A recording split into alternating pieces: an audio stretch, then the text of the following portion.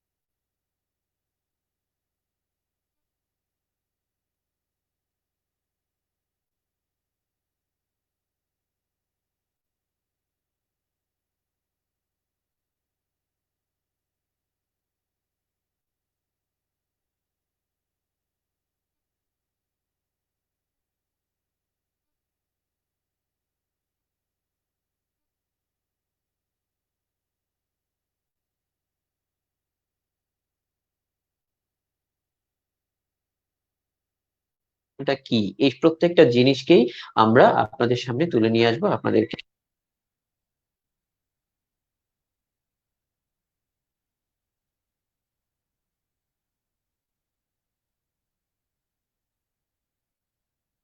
যাচ্ছি। তিনি হচ্ছেন আমাদের তাফসির রাজীব ভাই। তাফসির রাজীব ভাই এই মুহূর্তে আমাদের সাথে স্ক্রিনে আছেন। তাফসির রাজীব আছেন, উনি হচ্ছেন এইচআর ম্যানেজার। উনি বর্তমানে কাজ করছেন সিটি গ্রুপে গ্রুপ এইচআর ম্যানেজার হিসাবে, এবং বাংলাদেশ এফএমসিজি এইচআর সোসাইটিতে উনি আছেন জেনারেল সেক্রেটারি হিসাবে। উনি শুধুমাত্র সিটি গ্রুপে নয়, সিটি গ্রুপের আগে উনি অনেকগুলো মাল্টি ন্যাশনালে কাজ করেছিলেন। সেই মাল্টি ন্যাশনাল কোম্পানিগুলোর মধ্যে অন্যতম ছিল বাংলালিংক, অন্যতম ছিল সিনজেন্টা, এবং উনি উনার বিগত দিনগুলোতে প্রত্যেকটা জায়গাতেই উনি অসাধারণ ভাবে কাজ করে গিয়েছেন। সো আমি একটু বোধহয় তাফসীর ভাইকে পরিচয় করিয়ে দেওয়ার আগে আমি আরেকবার একটু আসতে চাই। আমি আসলে কিছু মেসেজ পাচ্ছিলাম যে আমার সাউন্ডটা বোধহয় শোনা যাচ্ছে না। সো আমি একটু দেখে নিচ্ছি টেকনিক্যাল এররটা আসলে কোথায় হচ্ছে।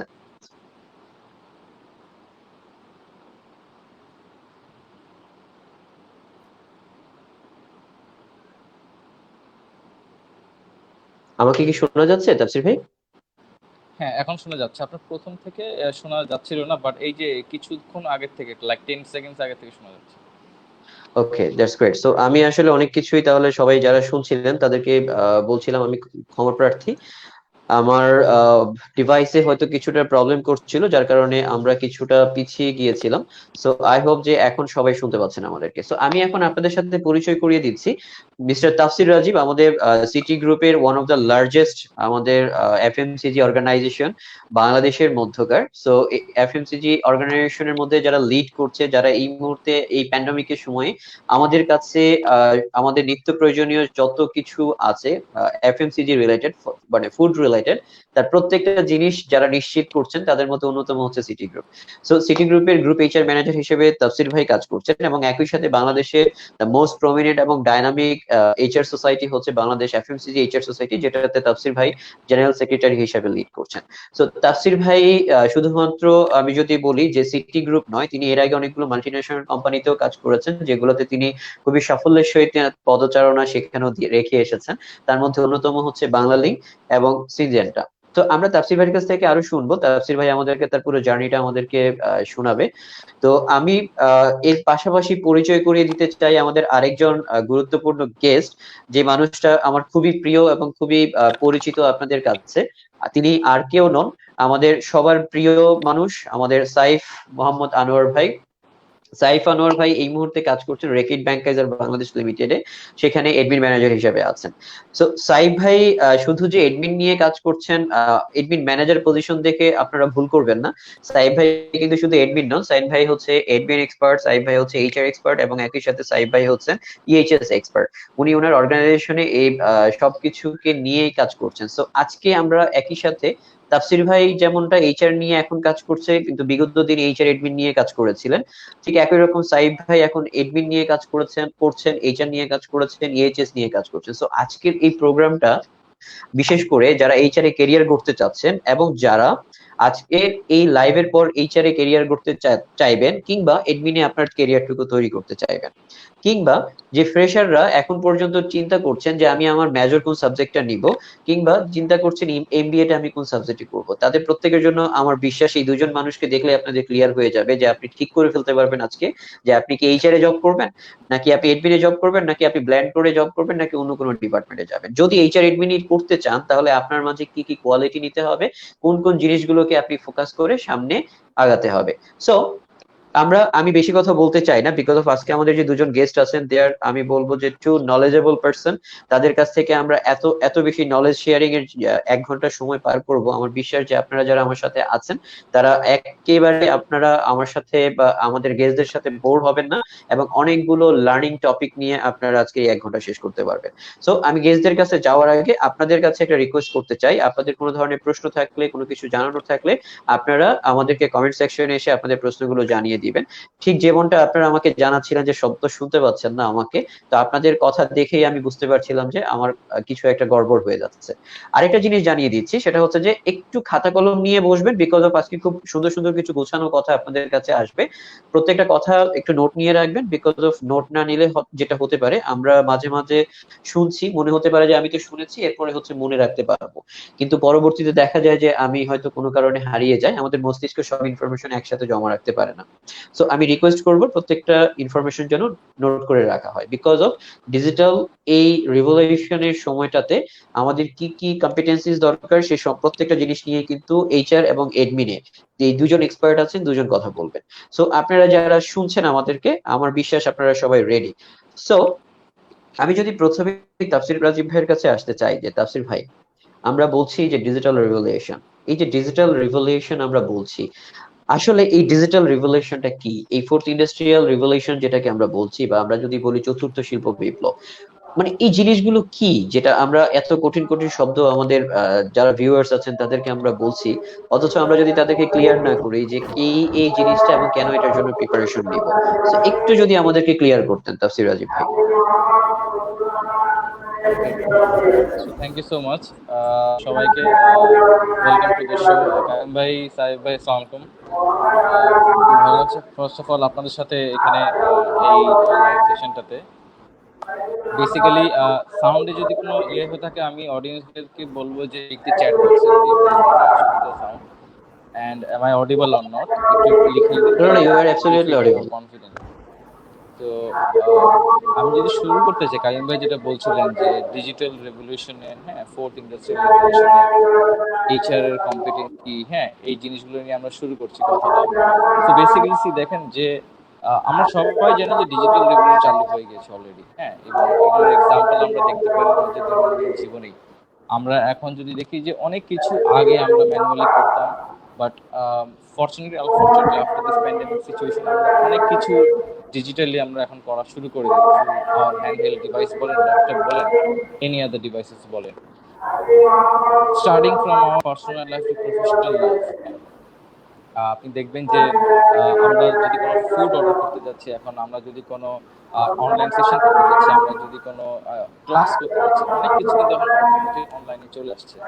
এখন এই যুগে কিন্তু সবাই চিন্তা করছে, ইভেন প্রত্যেকটা ইন্ডাস্ট্রিজ, প্রত্যেকটা আপনার যে সমস্ত ইন্ডাস্ট্রিজ কাজ করছে, যেগুলো বলি, আমি যদি বলি রেকিট বলি, অথবা আপনার any organisation who are working, তারা কিন্তু এই ধরনের চেঞ্জেস গুলোর মধ্যে যাচ্ছে। They are also trying to understand what the customer requires.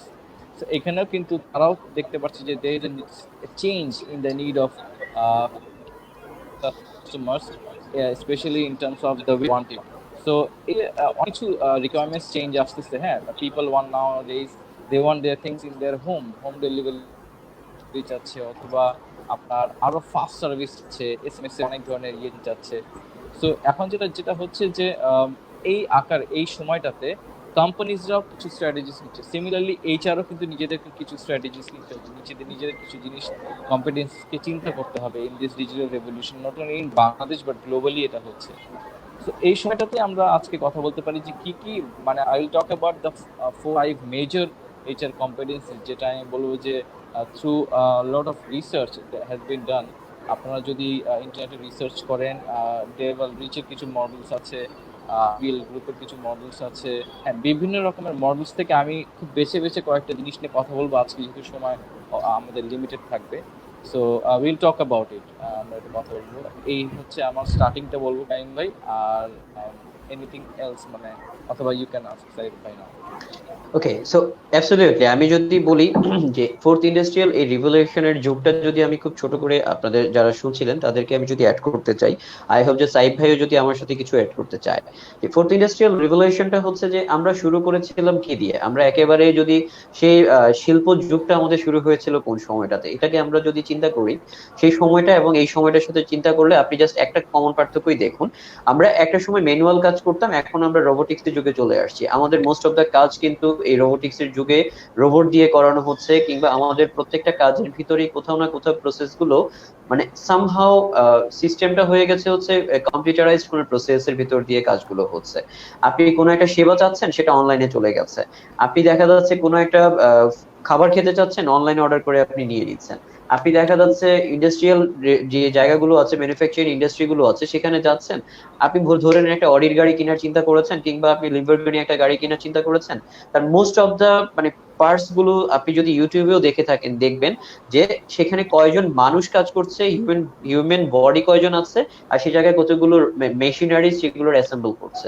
আমি যদি সেই মোবাইল ফোনের কথা বলে থাকি, যদি আমরা যে ডিভাইস গুলো ইউজ করি, আইফোন বা স্যামসাং বা এই লেভেলের যারা টপ লেভেলের আছে, তাদের ডিভাইস গুলো ঠিক কয়জন মানে মানুষের স্পর্শে কতগুলো ডিভাইস বের হয়ে আসছে, আর কতগুলো অ্যাসেম্বল করছে হচ্ছে রোবোটিক্স এর হাত দিয়ে। তো আপনাকে কিন্তু চিন্তা করতে হচ্ছে একটা সার্টেন টাইমে যেটা হতো যে এই অ্যাসেম্বল গুলো মানুষ করতো, মানুষ ধরে ধরে এনে একটার পর একটা করে বসাতো, সেই জায়গাতে কিন্তু এখন চলে আসছে হচ্ছে একেবারে নিখুঁত ফিনিশিং এর জায়গা, যে জায়গাতে হচ্ছে খুব ছোট ছোট ছোট ছোট ন্যানো টেকনোলজি নিয়ে এখন কাজ করা হচ্ছে। এই ছোট জায়গাতে দেখা যাচ্ছে রোবট তার এত দক্ষতা, দেখা যাচ্ছে যে আমি মাঝে মাঝে নিজেও যখন ম্যানুফ্যাকচারিং ইন্ডাস্ট্রি গুলোকে নিয়ে ইউটিউবে ভিডিও গুলো দেখি, আমি সত্যি সারপ্রাইজ হয়ে যাই যে এত ছোট ছোট কাজগুলো এত সূক্ষ্ম এবং নিখুঁত ভাবে, এবং দেখা যাচ্ছে যে ডেভিয়েশনটা অনেক কমিয়ে দিয়েছে। আপনার দেখা যাচ্ছে যে আপনার যে আমরা হিউম্যান যে এরর গুলো আছে, হিউম্যান এরর থেকে বের হয়ে গেছে, এবং এরর ফ্রি অলমোস্ট বলা যায় যে 0% এর কাছাকাছি মানে কাজ করছে তারা, যেটাকে জাপানিজরা কাইজেন বলছে বা অন্যরা যেটাই বলছে। এই পুরো প্রসেসটার ভিতরে সামহাও রোবট চলে এসেছে, সামহাও এই ব্যাপারগুলো চলে আসছে হচ্ছে রোবোটিক্স এর মাধ্যমে এই পুরো কাজটা চলে যাচ্ছে। তাহলে এখন ব্যাপারটা হচ্ছে যে মানুষের কাছ থেকে ডিজিটালি এই কাজগুলো চলে যাচ্ছে হচ্ছে কার কাছে, ডিজিটালাইজ কোনো একটা কিছুর কাছে, সেটা কি রোবটের কাছে চলে যাচ্ছে, মেশিনের কাছে চলে যাচ্ছে, কম্পিউটারের কাছে চলে যাচ্ছে। So this is the thing, যে আমি যদি খুব ছোট করে, আমি আসলে এটা অনেক বড় হিস্ট্রি, আমি হিস্ট্রিতে যেতে চাই না, আমরা যদি ছোট করে বলি যে আমরা দেখা যাচ্ছে কি যে একটা ইন্ডাস্ট্রি একটা জায়গা থেকে না আরেকটা জায়গায় শিফট করেছে, শিফট করে একটা জায়গা থেকে আরেকটা জায়গায় চলে এসেছে। একটা জায়গায় মানুষ কাজ করতো, আজকে সে জায়গায় মানুষ নয়, সে জায়গায় মানুষের পরিবর্তে দেখা যাচ্ছে যে মেশিন কাজ করছে, মেশিন মানুষের চেয়ে বেশি এফিসিয়েন্সি দিচ্ছে। So this is the thing, এটা আমাদের জন্য যেমন অ্যালার্মিং, একই রকম ভাবে আমাদের জন্য এটা আবার অনেক বড় ব্লেসিংস। দুটোই আপনি ব্লেসিংস হিসেবে চিন্তা করলে এটা ব্লেসিংস, আপনি অ্যালার্মিং চিন্তা করলে এটা হচ্ছে অ্যালার্মিং।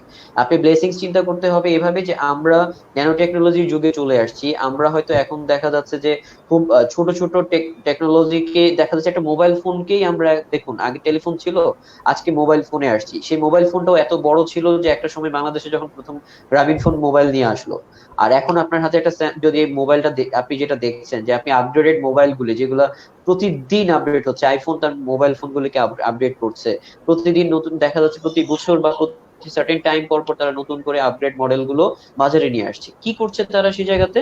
তারা প্রত্যেকটা ডিভাইসে নতুন কিছু জিনিসকে ইনক্লুড করছে। So this is I would say যে ডিজিটাল রিভলিউশন। সো এই ডিজিটাল রিভলিউশনের সাথে আপনি যদি অ্যাটাচ হতে না পারেন, তাহলে সরি, আপনার জন্য না মানে কোনো জবই, সেটা এইচআর হোক, এডমিন হোক, হোয়াট এভার ইট ইজ, আমার মনে হয় এটা কোনোভাবেই আপনি সে জায়গায় কোপ আপ করতে পারবেন না। সো এটার সাথে আপনাকে জানতে হবে যে ডিজিটাল রিভলিউশন কি, কেন ডিজিটাল রিভলিউশন হচ্ছে, কেন এটার সাথে আপনাকে মানে সবকিছুকে মানিয়ে নিতে হবে। তো সাইদ ভাই যদি কিছু অ্যাড করতে চান, তারপরে আমরা চলে যাব হচ্ছে আমাদের টপিকে। আচ্ছা, ধন্যবাদ কাইয়ুম ভাই আর তাসবিহ ভাই দুজনকেই।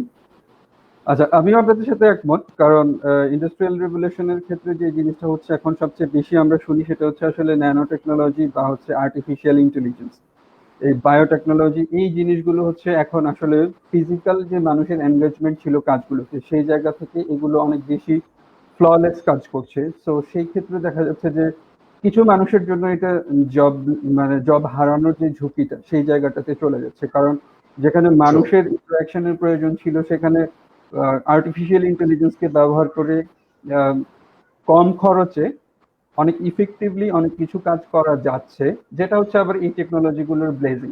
কিন্তু এটার পজিটিভ দিকগুলোও আছে, আবার এটা নেগেটিভ দিকগুলোও আছে। কিন্তু আমার কাছে যেটা মনে হয় যে আপনি যে কথাটা বলেছেন সেটা ঠিক, আমাদেরকে এই আধুনিক যুগটাতে সবাইকে আসলে টেকনোলজির দিক দিয়ে বা হচ্ছে কতটুকু অটোমেশনের সাথে আমি নিজেকে অ্যাডাপ্টেড করে নিচ্ছি, কতটুকু আমি পেপারলেস হচ্ছি, কতটুকু আমি আধুনিক টেকনোলজির সাথে নিজেকে পরিচিত করে নিচ্ছি, কতটুকু। আমরা যদি সিম্পলি বলতে যাই, এখন আমাদের বাসাতে আমরা সবাই অনলাইন ট্রানজেকশন করছি। বাংলাদেশের বা পৃথিবীতে এই প্যান্ডামিকের সময় আপনি দেখবেন যে প্রচুর পরিমাণ অনলাইন ট্রানজেকশন হচ্ছে। এই যে সফট মানির যে যুগটাতে আমরা প্রবেশ করে যাচ্ছি, বা অনলাইন বিজনেস গুলোর যে খুব ভালোভাবে এই সময় যে আমাদেরকে হেল্প করছে। তো আমরা এই যুগটার কিন্তু একটা ভালো জায়গা এই প্যান্ডেমিকটার সময় কিন্তু অনুধাবন করতে পারছি যে হ্যাঁ, সামনে আমাদের জন্য আসলেই একটা নতুন পৃথিবী আসছে, হয়তো বা 2030 সালের মধ্যেই অনেক বেশি এই আর্টিফিশিয়াল ইন্টেলিজেন্সের যে প্রয়োগটা সেটা আরো ভালোভাবেই দেখা যাবে। So true, so true, so true.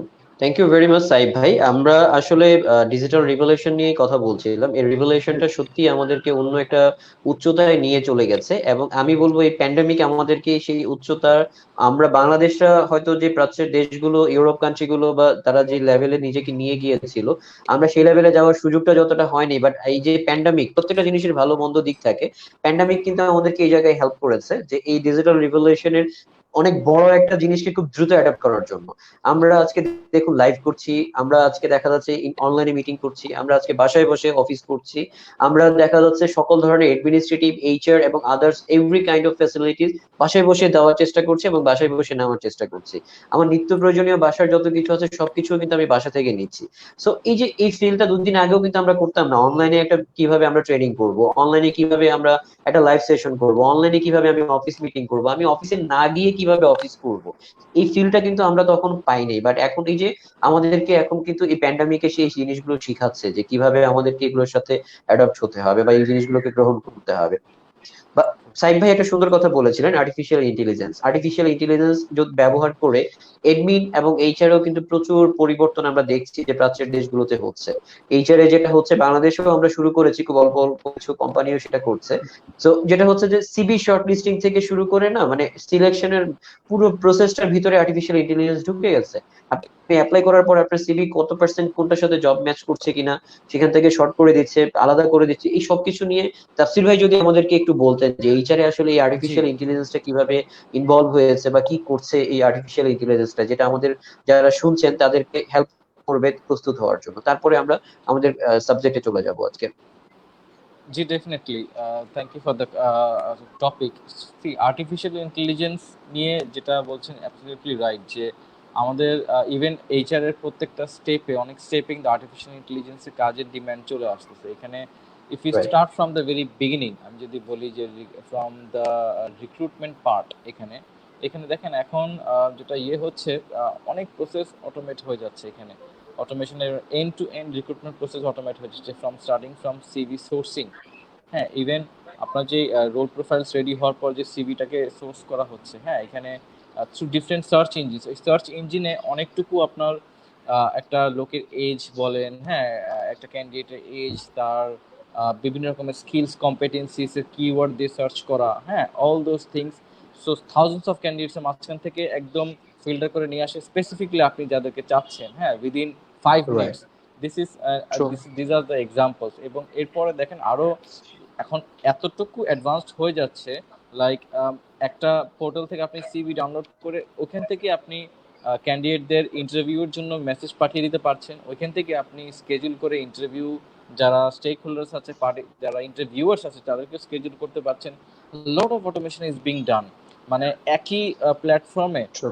যেটা ম্যানুয়ালি করা হতো, একটা আগে যেটা হতো যে সিভিস গুলা রেডি হতো, সিভি গুলা ম্যানুয়ালি গিয়ে কেউ কাউকে দিয়ে আসছে একটা ডিপার্টমেন্টে, ডিপার্টমেন্ট দেখে 1-2 দিনে ফিডব্যাক দিচ্ছে। Everything is now being on that platform. So that কি হচ্ছে যে আপনার রাইট।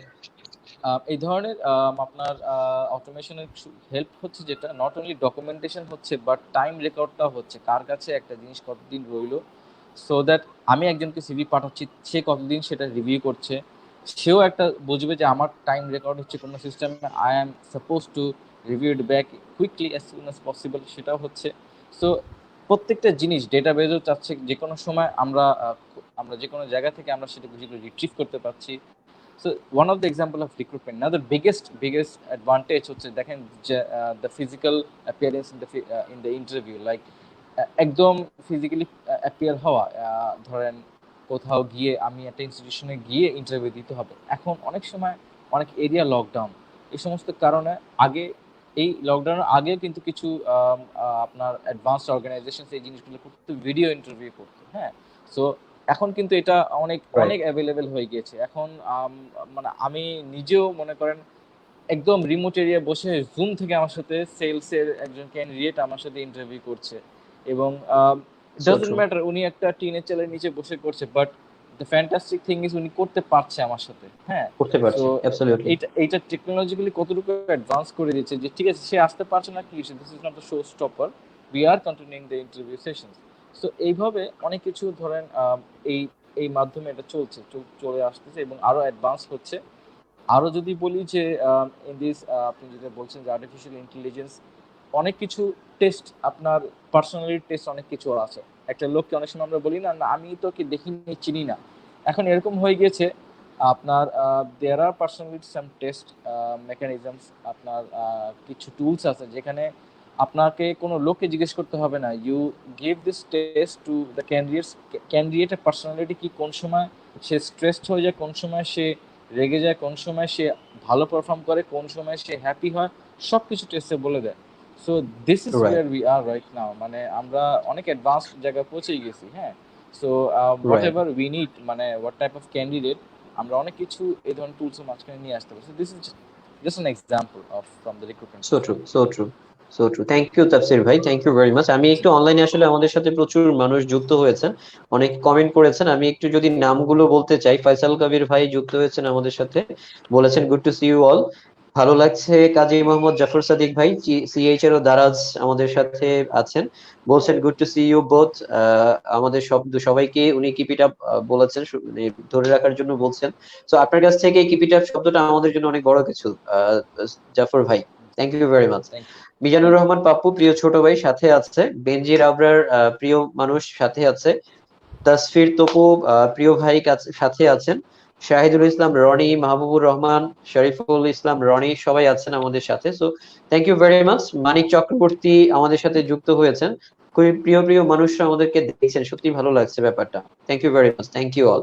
সো আমি যদি এবার আমাদের আসলে যথেষ্ট সময় আমরা পার করে ফেলেছি ডিজিটাল রিভলিউশন নিয়ে, আমি যদি একেবারে আমাদের কোর জায়গাটা নিয়ে ফোকাস করতে চাই, আমি প্রশ্ন করতে চাই হচ্ছে সাইফ আহমেদ ভাইকে, সাইফ মোহাম্মদ আনোয়ার ভাইকে, যে সাইফ ভাই, আমরা অ্যাডমিনিস্ট্রেটিভ ডিপার্টমেন্টটাকে আমরা যেটা বুঝি মোস্ট অফ দ্য টাইম, যে আমাদের কান্ট্রি গুলোতে অ্যাডমিন ডিপার্টমেন্ট মানে হচ্ছে এমন একটা ডিপার্টমেন্ট যেটা হচ্ছে খুবই খুবই ইম্পর্টেন্ট একটা ডিপার্টমেন্ট, যে ডিপার্টমেন্টের কাজ হচ্ছে পুরো কোম্পানিটাকে মানে মানে কি বলা যায়, যে ফুয়েল দেওয়া, মানে কোম্পানির প্রত্যেকটা মুহূর্তে সার্ভিস দেওয়া, প্রত্যেকটা নিডে বা ইমার্জেন্সি ক্রাইসিসে তাকে সামনে এসে দাঁড়ানো।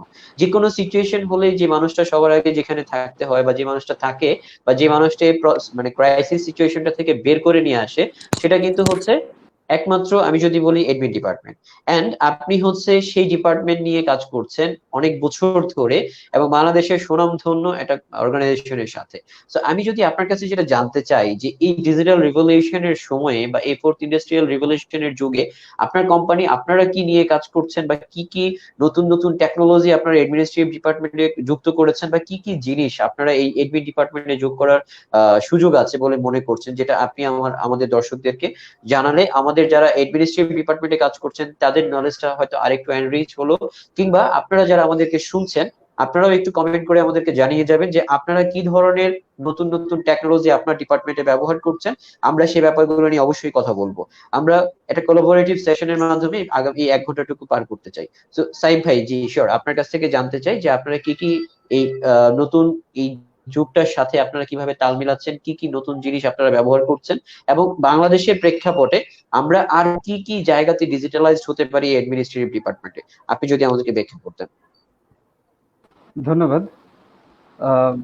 ডিজিটালাইজেশনের এই যুগটাতে আসলে প্রথমেই আমরা যে জিনিসটাকে ফোকাস করতে চাই, বা আমাদের যেটা ইয়াং জেনারেশন আমরা যারা যেটার সাথে বেশি অ্যাকাস্টম টু, সেটা হচ্ছে আমরা আসলে অনলাইন বেস কিভাবে আমরা আসলে পেপারলেস হতে চাই, এবং কিভাবে আমরা আসলে একটা কাজকে অনেক সহজভাবে, অনেক জটিল কাজকে সহজভাবে কিভাবে আমরা করতে চাই। কারণ আপনি যে কথাটা বলেছেন আমি আপনার সাথে সেটাতে একমত। অ্যাডমিনিস্ট্রেটিভ ডিপার্টমেন্ট হচ্ছে একটা কমন সার্ভিস ডিপার্টমেন্ট, যাদের কাজ হচ্ছে আসলে পুরো কোম্পানির সবগুলো ফাংশনসকে ফ্যাসিলিটেট করা, সবাইকে সাপোর্ট সার্ভিস হিসেবে কাজ করা। সো তাদেরকে অনেক ভলিউম অফ ডাটা নিয়ে কাজ করতে হয়, অনেকগুলো সাপোর্ট সার্ভিসের অনেকগুলো উইং নিয়ে কাজ করতে হয়। সো তারা তাদের কাজগুলোকে কতটুকু সিম্পলিফাই করে করতে পারে, কতটুকু ডিজিটালাইজড হয়ে করতে পারে, সেই জিনিসগুলো কিন্তু অনেক বেশি ইম্পর্টেন্ট। আপনি দেখবেন যে আমাদের বাংলাদেশে এই প্র্যাকটিসগুলো এখন হচ্ছে, আমরা গতানুগতিক পদ্ধতিতে যেটা করি, যেমন ধরুন আমাদের ট্রাভেল ম্যানেজমেন্টের কথা যদি আমরা বলি, হসপিটালিটি ম্যানেজমেন্টের কথা যদি আমরা বলি, ক্যান্টিন সার্ভিসেসের কথা যদি আমরা বলি, মাসের শেষে এই কাজগুলো আমাদের জন্য একটা সার্টেন পিরিয়ড অফ টাইমে, শর্ট টাইমের মধ্যে আমাদেরকে এটার একটা প্রসেস করে ফেলতে হয়। কিন্তু এই জায়গাটার মধ্যে যদি আমরা অটোমেশনটাকে কাজ করাই, এই জায়গাটাতে যদি আমরা ডিজিটালাইজেশনের প্রয়োগ করাই, তাহলে কি হয়? একটা সফটওয়্যার থাকতে পারে, একটা অ্যাপ থাকতে পারে, যে জায়গাটার মধ্যে আমার কোনো এমপ্লয়ি কোনো ট্রাভেল রিকুইজিশন করলো, তার সেই অ্যাপ্রুভালটা তার লাইন ম্যানেজার বা তার হেড অফ দ্য ডিপার্টমেন্ট সেটাকে অ্যাপ্রুভ করলো, দেন সেটা অ্যাডমিনের কাছে চলে আসলো একটা নোটিফিকেশন আকারে। অ্যাডমিন আবার সেই পোর্টালটাকে সরাসরি গেটওয়ে ব্যবহার করে তার যে স্টেক হোল্ডার বা ভেন্ডর আছে তাকে দিয়ে দিল, সেই ভেন্ডর কাজটাকে এক্সিকিউট করে দিল। এই যে পুরো চেইনটা একটা পেপারলেস জিনিস হয়ে গেল, এবং এই জিনিসটা ডিজিটালাইজেশনের কারণে কি হলো, অনেকগুলো জিনিস কিন্তু আমাকে যেটা ম্যানুয়ালি স্টেপ বাই স্টেপ করা লাগতো, অনেকগুলো কাজকে আমার নিজের অনেক বেশি ইনভলভমেন্টের দরকার ছিল, সেই জিনিসটা কিন্তু অটোমেশনের মাধ্যমে আমি অনেক দ্রুত নামিয়ে ফেলতে পারি।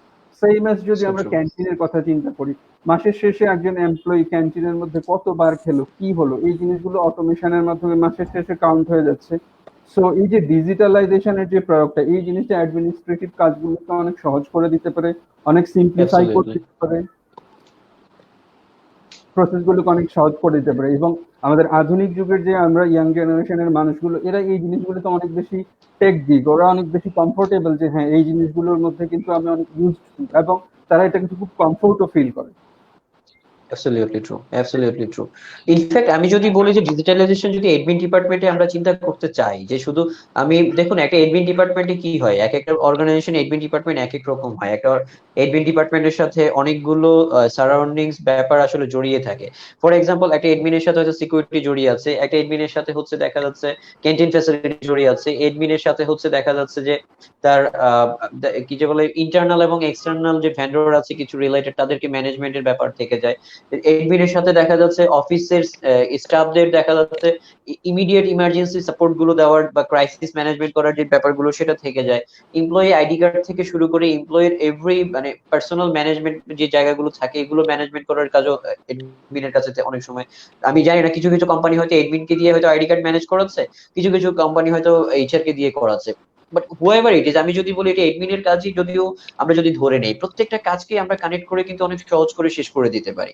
দেখা যাচ্ছে যে সিকিউরিটির জন্য আমি যদি ভুল না জানি, সাইফ ভাই আপনারা অসাধারণ একটা ব্যাপার আপনি আমার সাথে শেয়ার করেছিলেন আমরা যখন ব্যাক স্টেজে ছিলাম, যে আপনাদের কোম্পানিতে আপনারা আইডি কার্ডের মধ্য দিয়েও আপনারা দেখা যাচ্ছে ডিজিটালাইজেশনের একটা ব্যাপার মানে আপনি আমাদের সাথে শেয়ার করেছিলেন। তো আমি আসলে বলতে চাই না, আমি আপনার কাছ থেকেই শুনতে চাই যে আপনারা সেই আইডি কার্ডটা দিয়েই যে এত সুন্দর একটা ব্যবস্থা করেছেন আপনাদের এখানে যে ভিজিটররা থাকবে, সেই জিনিসটাই আমি আপনার মাধ্যমে আমাদের দর্শকদের কাছে পৌঁছে দিতে চাই যে আপনারা আসলে এই যে জিনিসগুলো করছেন এটা বাকিদের জন্য কিন্তু একটা মেসেজ যে সত্যি আমাদের চিন্তা করার অনেক জায়গা আছে, আমরা চাইলে ছোট ছোট জায়গাতে অনেক বড় বড় করে কিছু ইম্প্যাক্ট ফেলতে পারি। সাইদ ভাই যদি একটু শেয়ার করতেন। আচ্ছা, ধন্যবাদ। এটা হচ্ছে আপনি প্রথমে ইন্ট্রোডাকশনে বলেছিলেন যে আমি অ্যাডমিনের পাশাপাশি অকুপেশনাল হেলথ এন্ড সেফটির বিষয়টাও দেখি। তো সেটার ক্ষেত্রে দেখা যাচ্ছে যে আমার যখন কোনো ভিজিটর আমার অফিসে আসে তাকে আমাকে অফিসের এনভায়রনমেন্টের সাথে একটু ইন্ট্রোডিউস করে দিতে হয়, কোন দিকে আমার ইমার্জেন্সি এক্সিট, কোন দিকে ইমার্জেন্সি হলে সে ইভাকুয়েট করে চলে যাবে, অ্যাজ এ ভেন্ডার বা as a visitor or as a guest তার রোলটা কি, সে কিভাবে এই অফিসে সেফলি মুভ করে বের হয়ে যেতে পারে যদি কোনো আর্থকুয়েক হয়, যদি কোনো আগুন লাগে বা এই ধরনের কোনো ইমার্জেন্সি সিচুয়েশনের ক্ষেত্রে সে কিভাবে নিজেকে সেভ করবে। সো আমাদের সিকিউরিটি গার্ডরা প্রথমে কোনো গেস্টকে রিসিভ করে তাকে ওয়েটিং লাউঞ্জে নিয়ে ওকে বসিয়ে রাখে এবং রিলিভেন্ট যেই এমপ্লয়ির সাথে উনি মিট করতে চায় তাকে নোটিফাই করে, দেন তাকে তারা ফিজিক্যালি গাইড করে দেয় যে কিভাবে হচ্ছে ইমার্জেন্সি এক্সিট, কিভাবে সে যাবে এবং কোথায় গিয়ে সে ওয়েট করবে। প্লাস আমরা তাকে অফিসে যখন সে আসে তখন আমরা তাকে একটা আইডি কার্ড দিই যেটা হচ্ছে ভিজিটর আইডি কার্ড। সেটার অপোজিট পেজে ঠিক সে যেই ফ্লোরে যেখানে এসে বসেছে সেই জায়গা থেকে একটা ফ্লোরের ম্যাপ লেআউট তার হাতে দেওয়া থাকে, যাতে করে ইলেকট্রিসিটি চলে গেলেও বা অন্য কোনো ক্ষেত্রেও সে যাতে কোনোভাবেই দিক বিদিক হারিয়ে না ফেলে যে সে ঠিক এই মুহূর্তে কোথায় আছে এবং কিভাবে সে ইভাকুয়েট করে এখান থেকে সেফলি বের হয়ে যেতে পারে। সো এই আইডি কার্ডটা কিন্তু একজন আননোন লোকের কাছে এই অফিসের এনভায়রনমেন্টকে বা এই অফিসের কোন দিক দিয়ে এন্ট্রি বা এক্সিট এই জিনিসটাকে খুব সহজে তাকে একটা ভিজিবিলিটি দিতে পারে। ফ্যান্টাস্টিক। সো এই যে দেখুন এই জিনিসটা যারা শুনছিলেন এটা আপনার জন্য কিন্তু চিন্তার মতো একটা বিষয় যে আমরা একটা আইডি কার্ড, আমার কাছে শুধু একটা আইডি কার্ড, কিন্তু সাহেব ভাইয়ের কাছে সেটা কিন্তু আইডি কার্ড ছিল না। সেই আইডি কার্ডটা একটা মেসেজ কনভে করার জন্য অনেক বড় একটা মাধ্যম ছিল, যেখানে আপনি আমি গেলে হয়তো আমি কিন্তু জানবো না যে রেকিট ব্যাংকের অফিসটা কেমন, কোন জায়গা দিয়ে আমাকে বের হতে হবে, আমি কোন ফ্লোরে আছি, কোন দিক দিয়ে দরজাটা আছে, কোন জায়গাতে এক্সিট ডোরটা আছে, আমি আটকে গেলে কোন জায়গা দিয়ে বের হবো, কার কাছে ইমার্জেন্সি আমি কল করবো, প্রত্যেকটা ইনফরমেশন আমরা কিন্তু দেখুন কয়জন আমরা চিন্তা করেছি সেই জায়গাটাতে। এই যে জাস্ট ছোট্ট করে একটা আইডি কার্ড, আমি আইডি কার্ডটাকে কি করলাম ব্যবহার করে আজকে আমি একটা ইনফরমেশন দিয়ে দিলাম। এবং এই আইডি কার্ডের বেলায় আমি দেখেছি যে কিছু কিছু কোম্পানি যেটা করছে আইডি কার্ডটাও খুব সুন্দর করে তারা ম্যানেজ করছে। লাইক আপনি যাওয়ার পরই আপনাকে সফটওয়্যারে আপনার ইনফরমেশন দিতে হচ্ছে, আপনার ইনফরমেশনটা আপনার মোবাইলে এসএমএস চলে আসছে, এন্ড দেন আপনাকে একটা আইডি কার্ড নাম্বার সেখান থেকে জেনারেট হচ্ছে, সেই কার্ডটা আপনার হাতে দিয়ে দেওয়া হচ্ছে এবং সেটাকে ব্যবহার করে ঠিক স্পেসিফিক আপনি যে জায়গায় যাবেন সেই জায়গা পর্যন্ত যে কয়টা দরজা খোলা দরকার ঠিক সেই কয়টা দরজায় আপনাকে অ্যাক্সেস গ্রান্ট করবে। আদার দেন বাকিগুলোতে আপনাকে কিন্তু কোনোটাতে এক্সেস দিবে না। তাহলে এই যে এই পুরো প্রসেসটা আপনি একটাবার চিন্তা করে দেখুন, আমরা হয়তো বলে ফেলছি খুব সহজে, কিন্তু ব্যাপারটা কিন্তু এতটা সহজ নয়। এই পুরো ব্যাপারটাই কিন্তু হচ্ছে ডিজিটালি আপনাকে কি করতে হচ্ছে, অনেকগুলো জিনিসের সাথে কানেক্ট করতে হচ্ছে, আপনাকে ইন্টারনাল সফটওয়্যারের সাথে কানেক্ট করতে হচ্ছে, আপনাকে দেখা যাচ্ছে যে দরজায় যে সিকিউরিটি দিচ্ছে দরজার যে মেশিনটা সেই মেশিনটার সাথে সিকিউরিটি মেশিনটার সাথে আপনাকে কানেক্ট করাতে হচ্ছে, পাঁচ মেশিনটার সাথে কানেক্ট করাতে হচ্ছে, আপনার মোবাইল ফোনের সাথে তার সফটওয়্যারকে ইন্টিগ্রেট করতে হচ্ছে, তার এমআইএস এর সাথে আপনাকে কানেক্ট করতে হচ্ছে। সো মেনি থিংস আর দেয়ার। আপনি কিন্তু কি হচ্ছে এই যে আপনি ভিজিট করলেন আপনার ইনফরমেশন এবং এক্সিট করার সাথে সাথে আপনার ইনফরমেশন প্রত্যেকটা ব্যাপার এবং কার কাছে যাচ্ছেন কেন যাচ্ছেন প্রত্যেকটা জিনিস।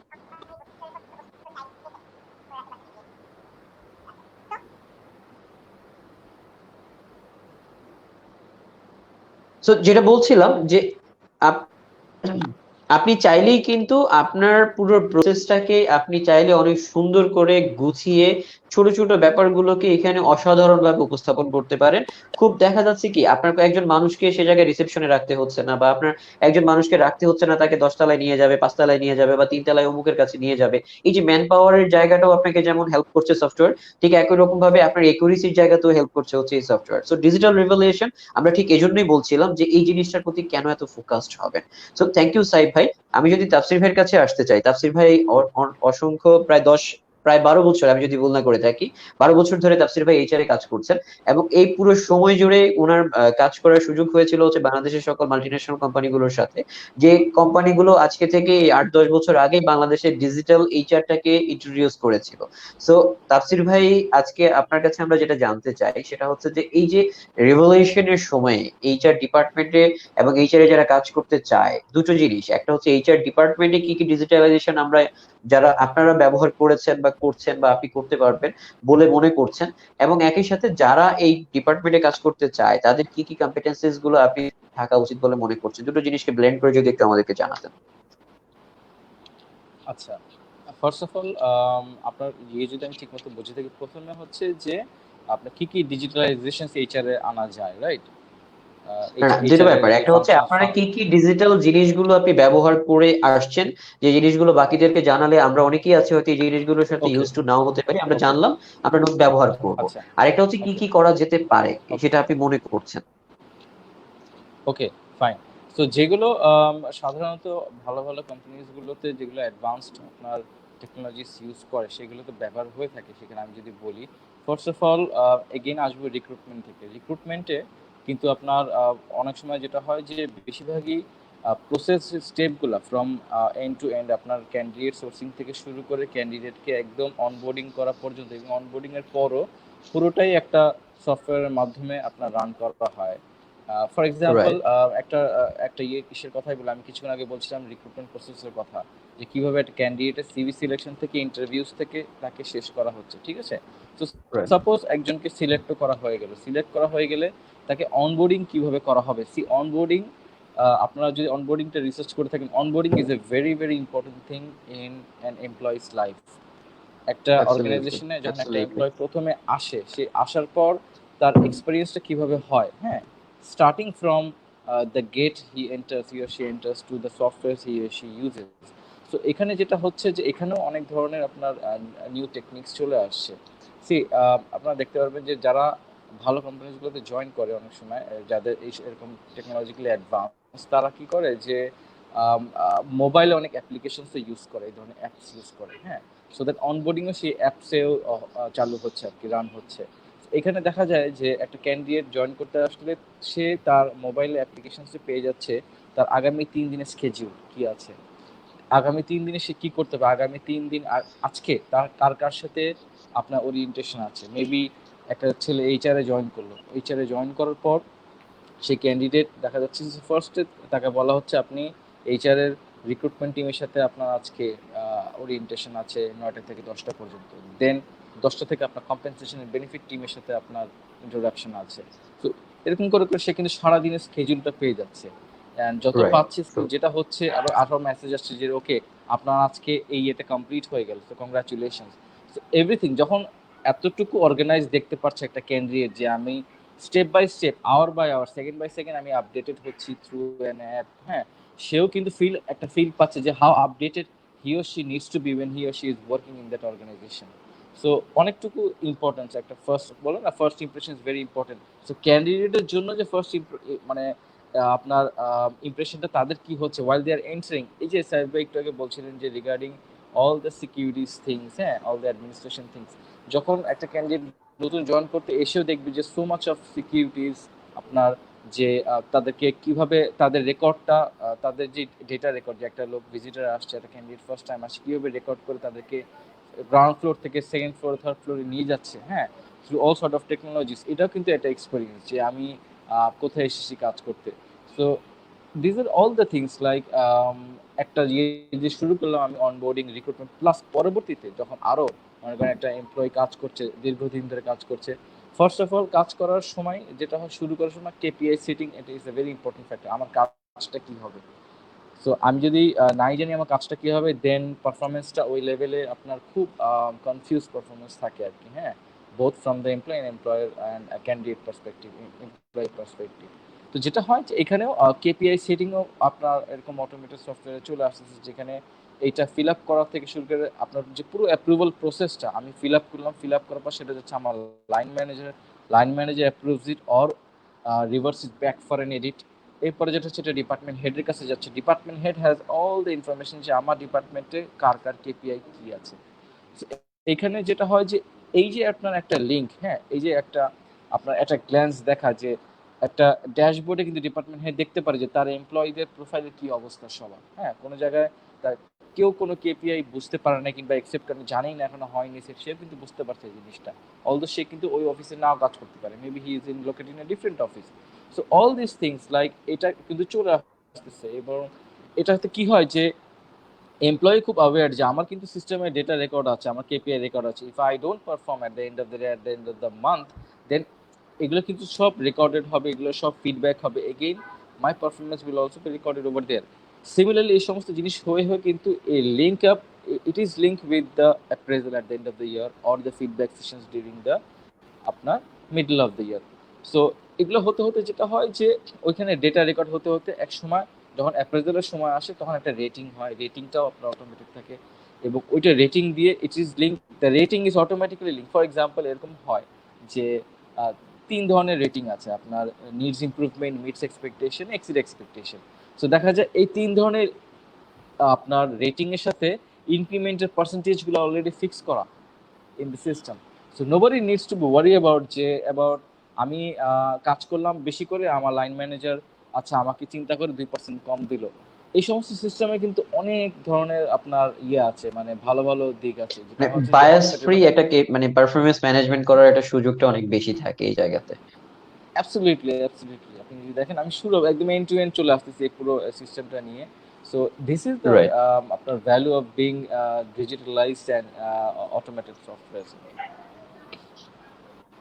আর আরো আমি যদি আরো কিছু জিনিস বলি, ফর এক্সাম্পল এখন যদি ট্রেনিং অ্যান্ড ডেভেলপমেন্টস আপনি যদি দেখেন যে people are coming up with like remote training videos, micro training videos, so that যেটা হচ্ছে যে তাদের সেলস অর্গানাইজেশন, সেলস ফোর্স যারা বিভিন্ন জায়গায় বাংলাদেশে কাজ করছে তাদেরকে বাই ফিজিক্যাল প্রেজেন্সে আসতে হচ্ছে না অফিসে, তারা কি করছে এখন বিভিন্ন মাধ্যমে আপনার হোয়াটসঅ্যাপের থ্রু থেকে অথবা থ্রু থেকে তারা যখন সময় হচ্ছে তাদের এলএমএস মডিউলে ঢুকে তারা ওটা দেখে নিচ্ছে যে আচ্ছা আমি এখন কোন চ্যাপ্টারে আছি, আমার অ্যাসাইনমেন্ট কি কি, কোন কোন trainings.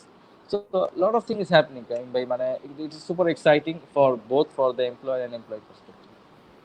And so true thank you very much Tafsir ভাই, আপনার এই এক্সপিরিয়েন্সটা শেয়ার করছেন আমাদের সাথে, সত্যি এটা অনেক বড় ব্যাপার। আমরা যারা এইচআর এ কাজ করছি এটা আমাদের জন্য আমি বলবো যে অ্যাবসলিউটলি আপনি আমাদেরকে ফুড ফর আওয়ার ব্রেইন দিচ্ছেন, যে থট ফর আওয়ার ব্রেইন, যে আমি আমার চিন্তা করব যে কি করতে পারি, কি নতুন নিয়ে আসতে পারি। বিকজ অফ এই সময়টা যেখানে আমরা এটাকে বলছি নিউ নর্মাল, আমরা এই সময়টার সাথে আমাদেরকে এখন মানিয়ে নিতে হবে, এভাবেই আমাদেরকে আরো অনেকগুলো সময় মানে মানিয়ে চলতে হবে, যেহেতু আমরা একটা সিচুয়েশনের ভিতরে চলে এসেছি এবং এটাকে মানিয়ে আমাদেরকে সামনে যেতে হবে যতদিন পর্যন্ত এটার কোনো ভ্যাকসিন বা কোনো কিছু আবিষ্কার হচ্ছে। সো যেহেতু এটা হচ্ছে না, তার মানে হচ্ছে আমাকে কিন্তু এখন ডিজিটালি অনেক বেশি অ্যাডভান্সড হতে হবে। আপনি যেটা বললেন যে ট্রেনিং কি আমার বন্ধ হয়ে যাবে কিনা, আমি কি ট্রেনিং থেকে বের হয়ে যাব কিনা, বা ট্রেনিংটাকে আমি কন্টিনিউ করবো কিনা, অ্যাবসলিউটলি যে আমি ট্রেনিং তো বন্ধ করতে পারি না, আমার লোকজনের ডেভেলপমেন্ট আমি বন্ধ রাখতে পারি না, আমার পিপল এঙ্গেজমেন্ট আমি বন্ধ রাখতে পারি না, ট্যালেন্ট ম্যানেজমেন্টও তো আমি কোনোভাবে বন্ধ রাখতে পারি না। সো আমাকে কি করতে হবে, এই যে এঙ্গেজমেন্টের জায়গাটাও এখন আমি দেখতে পাচ্ছি টিম এঙ্গেজমেন্টের জন্য অনলাইনে কিভাবে করা যায় সেই জিনিসগুলো সবাই চেষ্টা করছে। ওয়াইরাস যেটা ছিল হচ্ছে আগে টিম বন্ডিং এর জন্য বা টিম বিল্ডিং অ্যাক্টিভিটিস গুলো আমরা করতাম হচ্ছে বাইরে গিয়ে, কোন একটা রিসোর্টে গিয়ে বা কোথাও গিয়ে আমরা হয়তো এই বিল্ড আপ অ্যাক্টিভিটিস গুলো করতাম। এখন আবার নতুন কিছু চলে আসছে, আমরা এখন প্ল্যান করছি যে কিভাবে বাসায় বসে এই টিম বিল্ড আপ অ্যাক্টিভিটিস গুলো করা যায়, দেখা যাচ্ছে কিভাবে টিম এঙ্গেজ করা যায়, দেখা যাচ্ছে কাজের সাথে কিভাবে তাকে আরেকটু বেশি পরিমাণে মানে ভিতরে ঢুকিয়ে নিয়ে বের করে নিয়ে আসা যায়, একটু মজা দেওয়া যায়, যেহেতু বাসায় বসে কাজ করছে বোর হচ্ছে তাকে কি করে বের করে নিয়ে আসা যায়। এই প্রত্যেকটা জিনিস কিন্তু আমরা করছি হচ্ছে এক একজন এক একটা জায়গায় বসে। তার মানে দেখুন আমরা অনেক বেশি দূরত্বে আছি, কিন্তু আমরা আবার খুব বেশি দূরত্বেও নেই। আপনি আপনার বাসায়, সাইফ ভাইয়ের বাসায়, আমি আমার বাসায়, আমাদের ভিউয়ার্সরা হচ্ছে তার বাসায়, বাট আমরা সবাই কিন্তু একটা জায়গায় এসে কমন একটা প্ল্যাটফর্মে আজকে কানেক্ট হয়ে গেলাম। So the thing is that digitally আমরা কি হচ্ছে যে এই রিভলিউশনটা আমাদেরকে এত বেশি কানেক্ট করিয়ে দিয়েছে যে আমরা চাইলেই এখন আমরা কোথাও থেকে যেতে পারবো না, আমাদের ডিজিটাল ফুটপ্রিন্ট কিন্তু সবাই সব জায়গায় থেকে যাচ্ছে। তো আমরা সেই জায়গাটাকেও চিন্তা করতে হবে। এবং যেটা বলছিলেন যে ট্রেডিং এর ব্যাপারে, আমার ট্রেনিং কি বন্ধ থাকবে কিনা, ট্রেনিং তো বন্ধ রাখার সুযোগ নেই। তো ট্রেনিং আমাকে যেটা করতে হচ্ছে, আমি এখন সফটওয়্যারে চলে যেতে পারি, আমি হয়তো মোবাইল অ্যাপস এর মাধ্যমে চলে যেতে পারি, আমার হয়তো একটা অ্যাপসে থাকলো, আমি মডিউল ওখানে দিয়ে দিলাম, আপনি চ্যাপ্টার শেষ করলেন, দেখা যাচ্ছে ছোট ছোট হয়তো চ্যাপ্টার গুলোর উপরে কিছু লার্নিং ফিডব্যাক থাকলো, আপনার ফিডব্যাকের উপর নির্ভর করবে হচ্ছে নেক্সট লার্নিং এ যাবেন, ওটার ফিডব্যাকের উপর নির্ভর করবে হচ্ছে তার পরবর্তী আপনি ট্রেনিং যাতে যাবেন, আপনি কোন লেভেলে আছেন, কোন লেভেলটাতে গেলে আপনার জন্য কি হবে না হবে, এই যে কোম্পানির কাছ থেকেও এখন অনেক কিছু চিন্তার সুযোগ আছে, ট্রেনিং ডিপার্টমেন্ট গুলোর কাছেও অনেকগুলো সুযোগ আছে এই মুহূর্তে, মানে এই জিনিসগুলোকে নিয়ে কাজ করার। So thank you very much Tafsir ভাই, আসলে অনেক সুন্দর করে গুছিয়ে আমাদেরকে একটা পুরো এইচআর এর সফটওয়্যারের একটা যে ধারণা আপনি আমাদেরকে দিয়ে দিয়েছেন। Thank you very much. Saeed ভাই, আমি আপনার কাছে আসতে চাই যেটা নিয়ে, সেটা হচ্ছে যে এডমিন ডিপার্টমেন্টে কাজ করার জন্য আমরা একটা সময় ছিল যে কেউ এডমিনে বুঝি কাজ করা যায়, এইচআর এ কাজ করার জন্য একটা সময় ছিল হচ্ছে যে কেউ এইচআর এ কাজ করতে পারে। এইচআর এডমিন এটা কোনো কাজ ডিপার্টমেন্ট হলো নাকি, এরা তো কোনো কাজই করে না, মানে কাইন্ড অফ এরকম একটা মেসেজ একটা সময় চারপাশে ঘুরে বেড়াতো। বাট এই সময়টা কিন্তু চেঞ্জ হয়ে গেছে, আমরা কিন্তু এখন অন্য একটা জায়গাতে চলে এসেছি। অ্যাডমিনিস্ট্রেটিভ ডিপার্টমেন্ট, এইচআর ডিপার্টমেন্ট কোম্পানির মানে সবকিছুকে একটা নির্দিষ্ট জায়গায় গুছিয়ে তারা হচ্ছে যে মাদারবোর্ড বা পাওয়ার হাউস বলা, তারা তাদের কাজ কেন্দ্র করে বাকি সবকিছুকে কিন্তু ঘুরে বেড়াচ্ছে, বা তারা সব বাকিরা সবাই কিন্তু গিয়ার আপ হচ্ছে বা পাওয়ারটাকে নিচ্ছে। সো আপনার কাছে আমি যদি জানতে চাই যে এডমিন ডিপার্টমেন্টে যারা কাজ করতে আসবে, আজকে যারা আমাদেরকে শুনছেন বা যারা এডমিন ডিপার্টমেন্টে কাজ করছেন বা করার প্ল্যান করছেন, তাদের আসলে কোন কোন কম্পিটেন্সিস গুলো অর্জন করা উচিত, বা কি কি জিনিসগুলো তাদের অর্জন করা উচিত, শেখা উচিত, বা কি করা উচিত? আপনি কি ফিল করছেন এই ডিজিটাল রিভলিউশনের যুগে যে জিনিসগুলোকে না করলেই নয় একেবারে? বিকজ অফ, আমি একটু জানিয়ে দিই তাফসির ভাই, সাইফ ভাই, আপনারা জানেন নিশ্চয়ই যে সেটা হচ্ছে যে ভেরি রিসেন্ট এইচবিআর থেকে একটা জরিপ করা হয়েছে, সেখানে দেখা গেছে যে সবচেয়ে বেশি থ্রেটের মধ্যে থাকা জবগুলোর ভিতরে দেখা যাচ্ছে এইচআর এবং এডমিনও কিন্তু আছে। সো এটা কিন্তু আপনারা যারা শুনছেন, এটা আপনাদের জন্য কিন্তু মেসেজ, আমরা যারা এখানে আছি এটা আমাদের জন্য একটা মেসেজ, যে আমরা যদি আমাদের ডিপার্টমেন্টটাকে চেঞ্জ করতে না পারি, আমার ডিপার্টমেন্টাল অ্যাক্টিভিটিস গুলোকে যদি আমি নতুন ভাবে ঢেলে সাজাতে না পারি, তাহলে আমরা কিন্তু সত্যিকার অর্থে থ্রেটের উপর দিয়ে পড়ে যাব। আজকে না পড়ি 10 বছর পর পড়বো। তাফসির ভাই যেটা বললেন, যে বা সাইফ ভাই যেটা বললেন, যে 2030-তে একটা নতুন পৃথিবী সামনে আসছে আমাদের, 2030, 2025 বা 2040, আমরা যেটাই বলি না কেন, একটা নতুন জিনিস, নতুন পৃথিবী, নতুন কিছু আমাদের কাছে আসছে, সেটা আমরা বুঝতে পারছি। আপনারা দেখুন, উবার ব্যবসা করছে কিসের মাধ্যমে? উবারের কি আছে? একটা গাড়ি নেই, উবারের একটা নিজস্ব কোনো ধরনের কোনো ড্রাইভার নেই, উবারের কোনো ওয়ার্কশপ নেই, উবারের কিছু নেই, বাট তারা হচ্ছে ওয়ার্ল্ড লার্জেস্ট একটা বিজনেস প্ল্যাটফর্ম। অ্যামাজনের কি আছে? অ্যামাজন আরেকজনের কাছ থেকে প্রোডাক্ট আনছে, আপনার কাছে সেল করছে, আমার কাছে সেল করছে প্রোডাক্ট, তার কিন্তু কোনো প্রোডাক্ট নেই, সে অন্যের প্রোডাক্ট আপনার আমার কাছে তুলে দিচ্ছে, সে জাস্ট একটা প্ল্যাটফর্ম, জাস্ট একটা প্ল্যাটফর্ম। আজকে সেই অ্যামাজন কিন্তু কি হচ্ছে, পুরো বিজনেস স্ট্র্যাটেজি চেঞ্জ করে ফেলেছে, ওয়ার্ল্ড ওয়াইড বিজনেসের কোনো সবকিছুকে সে একেবারে তছনছ করে দিয়ে, আপনারা যদি ফিগার গুলো দেখেন যে বিজনেসের এই যে কোম্পানিগুলো কিভাবে উঠে এসেছে উপরে, আপনারা দেখবেন অ্যামাজন কিন্তু হঠাৎ করে সকল কিছু ভেঙে চুরে একেবারে উপরে উঠে এসেছে, সবাইকে পিছনে ফেলে। কিভাবে? অথচ তার কিছু নেই। তাহলে এই জিনিসগুলো কি আমাদেরকে চিন্তা দিচ্ছে না? পাঠাও বাংলাদেশে শুরু করেছে, হঠাৎ করে শুরু করলো, আর ধাম করে হচ্ছে 1000 crore একটা কোম্পানি হয়ে গেল। তারপরে দেখা যাচ্ছে আজকে গত 2 দিন আগে আমি দেখলাম যে জোজো বাইক নামে একটা অর্গানাইজেশন কি করছে, বাইসাইকেল দিচ্ছে প্রতি মিনিট 1 টাকা করে। আমরা এই যে দেখুন, এই নিউ নর্মালে এসে তারাও চিন্তা করে ফেলেছে আমার এই মুহূর্তে সাইকেলটা হচ্ছে জরুরি, মানুষদেরকে সাইকেল দিতে হবে, ইন্ডিভিজুয়ালি সাইকেল চালিয়ে চলে যাবে। তারা বাজারে সাইকেল ছেড়ে দিয়েছে প্রতি মিনিট 1 টাকা করে। সো এই যে সময়টাকে কাজে লাগিয়ে ডিজিটালি আপনি যে নিজেকে যদি ইমপ্রুভ না করেন, এই সময়টার সাথে যদি তৈরি না করেন, আমরা কেউ সার্ভাইভ করতে পারবো না। তো আমি সাইদ ভাইয়ের কাছে যেটা যদি জানতে চাই, সেটা হচ্ছে যে আমরা এই এডমিনিস্ট্রেটিভ ডিপার্টমেন্টে কোন কোন জিনিসগুলোকে গ্রহণ না করলে আমরাও যদি বলতে হবে যে আমরা সার্ভাইভ করাটা আমাদের জন্য খুব কঠিন হয়ে যাবে। সাইদ ভাই যদি একটু শেয়ার করতেন। ধন্যবাদ প্রশ্নটি করার জন্য। আসলে সবগুলো জবই চ্যালেঞ্জিং, আর ডিজিটালাইজেশনের এই যুগে আমাদের চ্যালেঞ্জের মাত্রাটা অনেক বেশি বেড়ে গেছে। কারণ আমি এখনো বাসায় বসে আছি, কিন্তু আমার হাতে কাজ চলে আসবে। আমি আউটলুকে সবসময় আছি, আমি হোয়াটসঅ্যাপে সবসময় আছি, আমার টিম বা হচ্ছে আমাদের অর্গানাইজেশন সবাই আমরা কানেক্টেড। আমি বলতে এখানে আসলে আমাদের সবাইকে বোঝাচ্ছি, প্রত্যেকটা অর্গানাইজেশনের প্রত্যেকটা লোকই কিন্তু আসলে এখন অনলাইনে, আমরা ভার্চুয়ালি সবাই সবসময় কিন্তু কানেক্টেড। সো আমি এখন প্রেডিক্ট করতে পারছি না যে আমার আগামীকালকে কি ধরনের কাজ আসবে। কারণ আমি প্রথমেই বলেছিলাম যে অ্যাডমিনিস্ট্রেটিভ ডিপার্টমেন্টটা হচ্ছে এমন একটা জায়গার মধ্যে, এই ডিপার্টমেন্টটাকে অনেক কিছু অ্যারেঞ্জ করে দিতে হয়। এই ডিপার্টমেন্টের কাজ হচ্ছে ফুলফিলমেন্ট ডিপার্টমেন্ট। আমরা অনেকগুলো কাজের রিকুইজিশন পাই, সেই জিনিসটাকে হচ্ছে আমাদের স্টেক হোল্ডারদেরকে বা আমার যেই ডিপার্টমেন্ট বা কলিগরা কাজটা চাচ্ছে আমার কাছ থেকে অ্যাজ এ সার্ভিস, আমি তাকে সার্ভিসটা প্রোভাইড করে দেয়া। সো আমি কিন্তু প্রিডিক্ট করতে পারছি না যে আমার হয়তো বা আগামীকালকের জন্য কি কি জিনিস আসবে। কিছু জিনিস এখানে অ্যাডহক বেসিসে হয়। সো সবসময় আমাকে একটা জিনিস থাকতে হবে যে আমি কতটুকু পজিটিভ মেন্টালিটি নিয়ে থাকছি। আমাকে খুব ভালো লিসেনার হতে হবে, আমাকে সবার প্রবলেমগুলো শুনতে হবে, সবার প্রবলেমগুলোকে আমাকে প্রায়োরিটাইজ করতে হবে। আমি অনেক ডাটা নিয়ে কাজ করি, মানুষ অনেক পার্সোনাল ডাটা থাকতে পারে, সেক্ষেত্রে আমাকে প্রাইভেসি মেনটেন করতে হবে। আমি মানুষকে এরকম একটা ফিল দিতে হবে যে আমি একটা অ্যাডমিন ডিপার্টমেন্টে কাজ করছি, মানুষ যেন আমাকে রিলাই করতে পারে, আমি যেন তার প্রপার রেসপন্স করি, তার কাজটাকে অন টাইম যেন ডেলিভারি দিই, সে যেন আমার উপর রিলাই করতে পারে যে হ্যাঁ আমাদেরকে টেক কেয়ার করার মতো একটা ডিপার্টমেন্ট আছে। আমি একটা জিনিসের সার্ভিস চাইলাম, সেটা সে 5 দিন পর দিল, আমার আর্জেন্সিটা না বুঝে, এরকম ফিল যেন আমি তাকে না দিই। আমাকে সবসময় প্রোয়াক্টিভলি কাজ করতে হবে যে হ্যাঁ আমার আমার কাজের যে সার্ভিসটা আমি ডেলিভারি দিব সেটা বিজনেসের প্রয়োজনেই দিচ্ছি, আমার উপর আরো একজন ডিপেন্ড করছে যে হচ্ছে ইন্ড লেভেলে গিয়ে কাজটা এক্সিকিউট করবে। আমি তাকে কাজটা করার জন্য কতটুকু ফ্যাসিলিটেট করছি এবং সেই কাজটা আমি কত সময়ের মধ্যে ওকে করে দিচ্ছি। সো আমি নিজেকে নিজে রেসপন্সিবল করব, আমি নিজেকে নিজে রেসপন্সিবল করব, আমি তাকে সেই লেভেলের সার্ভিস দিব যেই লেভেলের সার্ভিসটা আমি আরেকজনের কাছ থেকে চাই।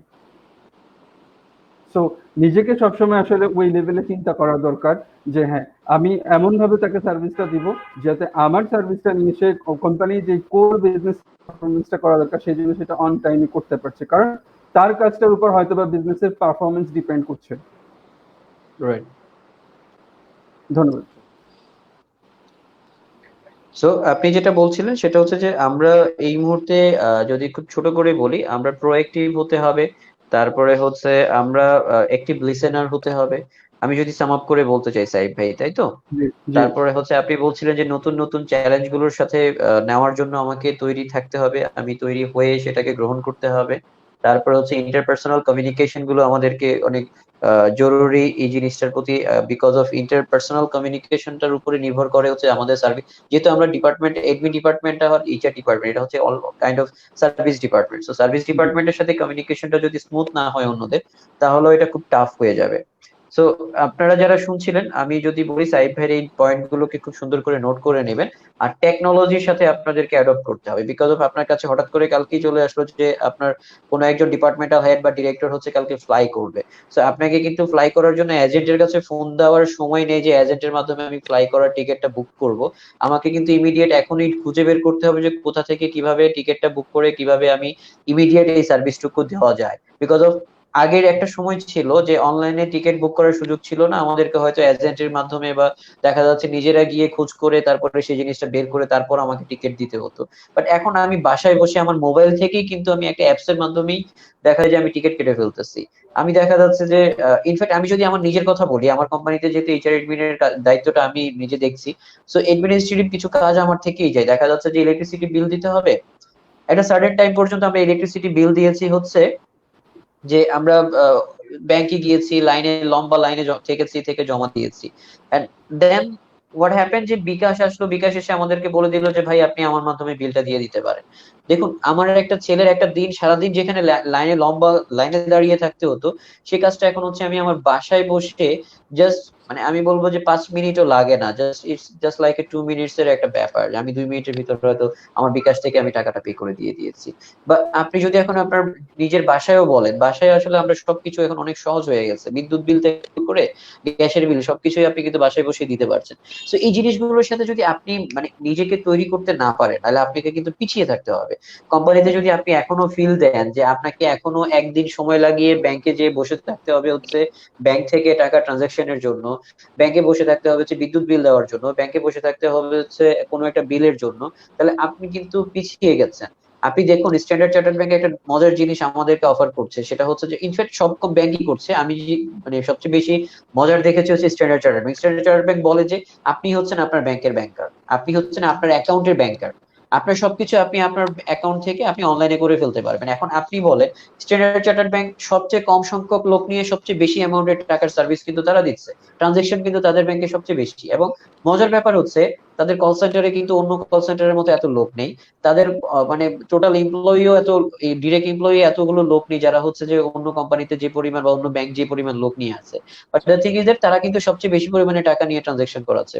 বিকজ অফ ওরা যে মজার কাজটা করেছে সেটা হচ্ছে যে আমাকে কিন্তু তার একটা সার্ভিস এমপ্লয়ি বানিয়ে ফেলেছে, আমি তার কাজগুলো করছি, আমার ট্রানজেকশন আমি করছি, আমার ট্রান্সফার আমি করছি, আমার ইনফরমেশন আপডেট আমি করছি, আমার সবকিছু আমি আমার মতো করে আমার অনলাইনে আমি করে নিচ্ছি। সো দুইজনেই কিন্তু এখানে কি হচ্ছে, বেনিফিটেড হচ্ছে, যে ব্যাংকও বেনিফিটেড হচ্ছে, একটা লোককে দুইটা লোকে এক্সট্রা নিতে হচ্ছে না। আবার আমার বেলায় হচ্ছে আমার সার্ভিস আমি যখন ইচ্ছা তখন ইমিডিয়েট আমি নিয়ে নিচ্ছি। সো আপনারা যারা আমাদেরকে শুনছেন, প্লিজ এই মেসেজ গুলো বারবার আপনাদেরকে কেন বলছি, হয়তো মানে আপনাদেরকে ফিল দেওয়ার জন্য, যে আমরা যদি এই সময়টার সাথে যদি আমি উপযুক্ত ভাবে নিজেকে তৈরি করতে না পারি, টেক ওরিয়েন্টেড হতে না পারি, তাহলে আমরা কিন্তু খুব পিছিয়ে যাব। আমি যদি না জানি কিভাবে সবচেয়ে সহজ পদ্ধতিতে যে কাজটা আগে একদিন লাগতো সেই কাজটা আমি কিভাবে 5 মিনিটে করতে পারবো, তাহলে আপনার ভ্যালুটা বেড়ে যাবে। আপনি যখন আপনার ম্যানেজমেন্টকে ফিল দিবেন যে স্যার এই কাজটা আপনি এতদিন 1 দিন বা 2 দিন 5 দিন লাগিয়ে করেছেন, যে কাজটা আপনি 5 দিনে করেছেন সেটা আমার জন্য একদিনের ব্যাপার, যে কাজটা আপনি একদিনে করেছেন সেটা আমার জন্য 1 ঘন্টার ব্যাপার, তাহলে আপনি আমাকে প্রশ্ন করুন যে আপনাকে কেন কোম্পানি রিক্রুট করবে না? কেন কোম্পানি, আপনি যদি কোম্পানির ভিতরে থাকেন, কেন কোম্পানি আপনাকে দেখা যাচ্ছে সারপ্লাস করবে বা আপনাকে কেন এক্সট্রা ম্যান পাওয়ার হিসেবে ঘোষণা করে দিবে? হোয়াই? মানে আপনি নিজে তখন প্রশ্ন দাঁড় করাতে পারবেন যে কেন আমাকে ঘোষণা করবে, কেন আমাকে কোম্পানি থেকে বের করে দিবে। সো আমার কাছে মনে হচ্ছে যে আমরা সাইদ ভাইয়ের কথা থেকে যে জিনিসগুলো পাচ্ছি, সেই জিনিসগুলো যারা শুনেছেন, প্লিজ রিকোয়েস্ট থাকবে এর প্রত্যেকটা পয়েন্ট আপনারা নোট করে রাখবেন। সো নাও আমি রাজীব ভাই, তাফসির রাজীব ভাইয়ের কাছে যেতে চাই, যে আমাদের এইচআর এ যারা আমরা কাজ করছি, আমাদের কি কি কম্পিটেন্সিস গুলো আপনি মনে করছেন যে আমার মাঝে থাকা উচিত একজন এইচআর হিসেবে, নিজেকে সব সময়ের জন্য আপগ্রেড রাখতে, অন্য 10টা মানুষের চাইতে আমি 5 কদম সামনে থাকতে চাই।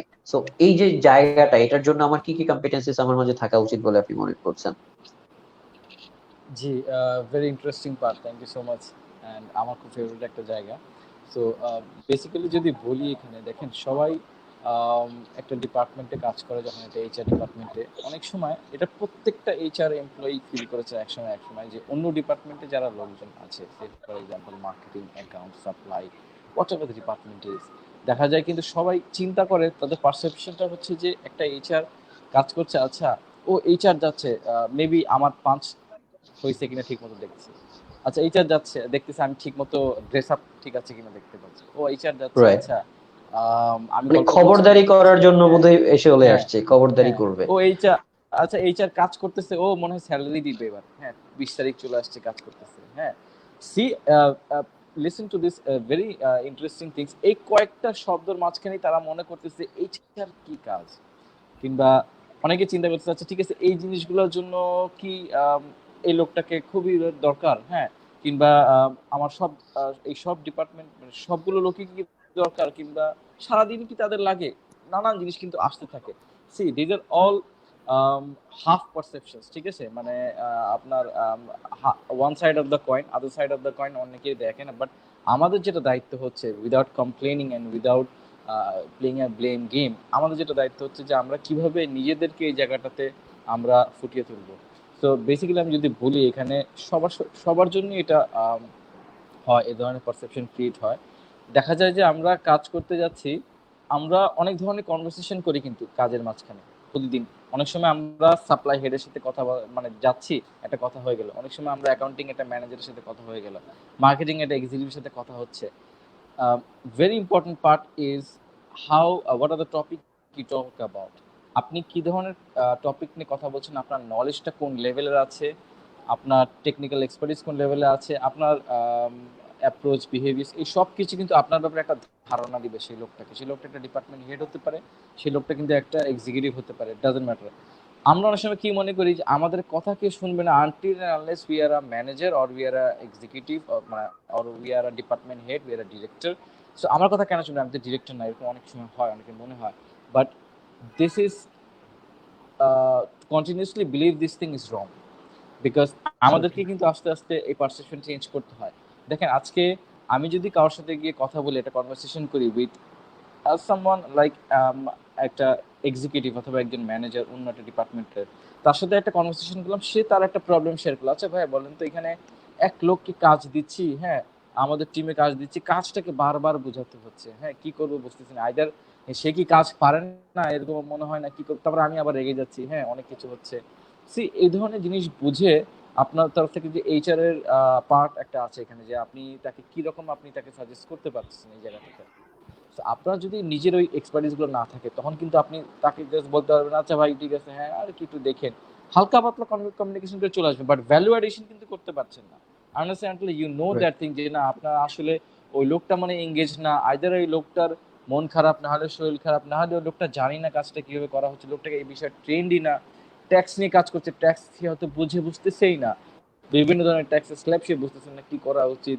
আপনি কি তাকে জিজ্ঞেস করছেন, তাকে কোনো ট্রেনিং পাঠাইছেন? আপনি যদি আপ লেভেলের, আপনি যদি একটু আপনার টেকনিক্যাল লেভেলে কথাবার্তা না বলতে পারেন, সেই অ্যাবিলিটি না থাকে, দেন কনভারসেশনস গুলো কিন্তু ওই লেভেলে যাবে না। ভালো হয়ে যেত যদি যায়, যে দেখা যাচ্ছে যে ও সে একটা আই ওপেনার পেলো, আচ্ছা তাফসীর ভাই ঠিকই তো বলেছেন, আমি তো ওকে কাউরেই আমি কোনো ট্রেনিংই করাইনি কথার কথা, অথবা কার সাথে আমি কনভারসেশনই হয়নি, ওদের প্রবলেমটা কি এতদিনের। তো এটাও একটু দরকার, আমি আমার কাজে ব্যস্ত ছিলাম, ভালো একটা কথা বলছে, তো আমি এটা নিউট্রাল মানুষ ছিলাম, আমি বললাম তার এটা ভালো লেগে গেলো, সে কিন্তু এখন এটাকে নিয়ে কাজ করবে। সে কিন্তু একটা বিলিভ পেলো যে না, তাফসীর ভাইয়ের সাথে আমার নেক্সট টাইমে কথা বলা যায়, হতে হতে কিন্তু নাম্বার অফ কনভারসেশন হয়ে যাবে, একদিন তার মাথায় একটা পারসেপশন চলে আসবে তাফসীর ভাইয়ের সাথে যে কোনো ইস্যু নিয়ে কথা বলা যায়। একটা এক্সাম্পল দিলাম, এখানে আমি মনে করি the top HR competence in the digital revolution should be strategic positional. মানে কারণ আপনি স্পেলিংটা কোথাও যদি দিয়ে দিতে পারেন সবার জন্য ভালো, স্ট্র্যাটেজিক পজিশনাল, মানে এটার ডেফিনেশনটা হচ্ছে HR professionals need to think and act from the outside in, বাইরে থেকে ভিতরে। They should be aware of and able to translate external business trends into internal factors. আমি যদি এখানে আরো কিছু পয়েন্ট বলি যে এই স্ট্র্যাটেজিক পজিশনার কিভাবে আমরা করব, কিভাবে আনবো এই কম্পিটেন্সিটা, তিনটা সাব পয়েন্টস এখানে আসবে, যে interpret the business context, decode customer expectation, cocraft strategic agenda. এখানে আমি যদি একদম সিম্পলিফাই করে দিচ্ছি জিনিসগুলো, খুব ভারী ভারী ওয়ার্ড আমি সিম্পলিফাই করে দিই, বিজনেস বুঝতে হবে, সোজা কথা, হোয়াট এভার ইয়ে বিজনেস ইজ, আপনি আপনার জুতো নিয়ে বিজনেস করছেন, আপনি খাবার প্রোডাক্ট নিয়ে বিজনেস করছেন, আপনি সার্ভিসেস নিয়ে বিজনেস করছেন, আপনার কাস্টমারকে বুঝতে হবে, হোয়াট ইজ দ্য কাস্টমার রিকোয়ারি। আপনি বললে হবে না যে আমি এইচআরে কাজ করি, সারাদিন আমি বসে ডেস্কে আমি সিভি ডাউনলোড করছি, আমি এই করছি, করেন ঠিক আছে, but you need to find that time to understand the business. কেন? ইউ নেভার নো আপনি কোথায় কোন কনভারসেশনে আপনি একটা ভ্যালু অ্যাড করে ফেলবেন। কথার কথা, একটা এইচআর, আমি একটা এক্সাম্পল দিই, কোনো এক্সাম্পল তো কোনো স্টোরি ছাড়া আসলে জিনিসগুলোকে ভালো অনেক সময় বোঝা যায় না। একটা এইচআর বিজনেস পার্টনার ডেজিগনেটেড একটা এমপ্লয়ি, তাকে পাঠানো হয়েছে ফিল্ডে। আপনি তো আছেন, আপনি এই সপ্তাহে ফিল্ডে থাকবেন, ফিল্ডে গিয়ে গিয়ে বাজার, কাঁচা বাজারে ঘুরে ঘুরে দেখছি তার প্রোডাক্টগুলো, হ্যাঁ কি অবস্থা, তার প্রোডাক্ট ধরেন আপনার তেল, আপনার বেভারেজেস আছে, হ্যাঁ জুস প্রোডাক্টস আছে, হ্যাঁ হতে পারে আপনার, তার প্রোডাক্ট হতে পারে কোনো একটা ধরনের আপনার সব আপনার যে কোনো ধরনের একটা প্রোডাক্ট হতে পারছে। এইখানে বেসিক্যালি সে মার্কেটে গিয়ে দেখছে কি how their sales employees is selling the product. তো সে দেখলো তো প্রোডাক্টগুলো যদিও খুব ডিমান্ডিং, বাট সে দেখলো যে আপনার তার sales employees they are not much confident, even তারা যে হাঁটা চলা করছে ওই আপনার জায়গাটা যেখানে সেলস হচ্ছে, তাদের বডি ল্যাঙ্গুয়েজে কনফিডেন্স লেভেল নাই, তাদেরকে দেখে মনে হয় না তারা একটা ভালো কোম্পানির একটা salesman. All of this things কিন্তু একটা ডিফারেন্ট পার্সপেক্টিভ নিয়ে আসছে। তখন সে এসে, যখন সে একটা চ্যাটিং এর মধ্যে সিইওর সাথে একটা হালকা নাস্তা খেতে, মানে একটা কোনো রকমের ধরেন নাস্তার টেবিলে দেখা হয়ে গিয়েছে, ডাইনিং টেবিলে দেখা হয়ে গিয়েছে, তো এই ধরনের একটা জিনিস কথাবার্তা হচ্ছে, তো আপনি you can add value to this. Like আমি দেখলাম যে এরকম এদের কিন্তু আপনার সিম্পল আপনার যে বডি ল্যাঙ্গুয়েজ ট্রেনিংসগুলোও নাই, আপনার এরা যে কিভাবে অ্যাপ্রোচ করে ধরেন আপনার সেলস একটা এটিকেট মেনটেন করতে হবে, আপনার ধরেন একটা ভালো ইউনিফর্ম মেনটেন করতে হবে, একটা ভালো আউটলুক মেনটেন করতে হবে, প্রোডাক্টের নলেজ লাগবে ভালো, হ্যাঁ এই জিনিসগুলো কিন্তু তাদের নাই। যে যখন আপনি প্র্যাকটিক্যাল পয়েন্ট অফ ভিউ থেকে এটা বলতে পারছেন, তখন কি হয় যে তখন আপনার তারা কানেক্ট করতে পারে যে আসলে তো যে আমি ভালো ভালো প্রোডাক্ট বানাচ্ছি, কিন্তু আমার সেলস পিপলরা আমার প্রোডাক্ট নলেজের ব্যাপারে আইডিয়াস নেই যে এই প্রোডাক্টটা কেন নিবে। এই সিমিলার এরকম আরো 10টা কোম্পানির প্রোডাক্ট, ওয়াই মাই কোম্পানিজ প্রোডাক্ট। তো আমার যদি এই ট্রেনিংসগুলো আমি না দিই, তাহলে তো ঠিকই আপনি ঠিকই বলেছেন যে এটা তো আসলে we are missing this part. অথবা দেখা যাচ্ছে যে কোনো একটা সময় আপনি গিয়ে দেখলেন যে না, সে পুরো টাইমে কিন্তু ফিল্ডে নেই, সে কোনো এক টাইমে দেখা যাচ্ছে সে 1 ঘন্টা ফিল্ডে গিয়ে সে বাদ বাকি 2-3 ঘন্টা কোথাও রেস্ট নিচ্ছে কথার কথা। This may be an also important একটা message for the sales team or for the leadership teams as well, যে না আচ্ছা আমরা আরো তদারকিতে, আমরা মনিটরিং এ আরো আমরা পারফেক্ট হওয়ার চেষ্টা করি, আমরা আরো ইফেক্টিভ হওয়ার চেষ্টা করি, যাতে আমাদের এই জিনিসগুলোকে আরো লাইমলাইটে এবং পারফরমেন্স ড্রিভেন জিনিসটা হয়। This are some of the things যেটা হয় যে when you know your business well, আপনি কিন্তু যে কোনো ডিপার্টমেন্টের এমপ্লয়ীদের সাথে যখন কনভারসেশন করছেন, you are adding value in your conversation. আরো বলি যদি ফর এক্সাম্পল যে কোনো ধরনের বিজনেসে কিন্তু এক্সটার্নাল ফ্যাক্টরস বলি, যে পলিটিক্যাল ফ্যাক্টরস, সোশ্যাল ফ্যাক্টরস দ্বারা একটা ইনফ্লুয়েন্স হয়ে থাকে। এই ধরনের আপনার সময় যেটা হয় যে আম, এটাও যদি আপনি বুঝতে পারেন ভালো করে যে what are the political factor, social factors, হ্যাঁ, এবং you can contribute to your department head. আপনি কোনো ডিপার্টমেন্ট হেড এখনো হননি, বাট আপনিও তো আপনার ডিপার্টমেন্ট হেডকে হেল্প করতে পারেন। When you help this things, for example আমি যদি বলি যে সামনে একটা আপনার সোশ্যাল একটা প্রবলেম দেখা যেতে পারে, হ্যাঁ, ফর এক্সাম্পল এই প্যান্ডামিক সিচুয়েশনেই বলি।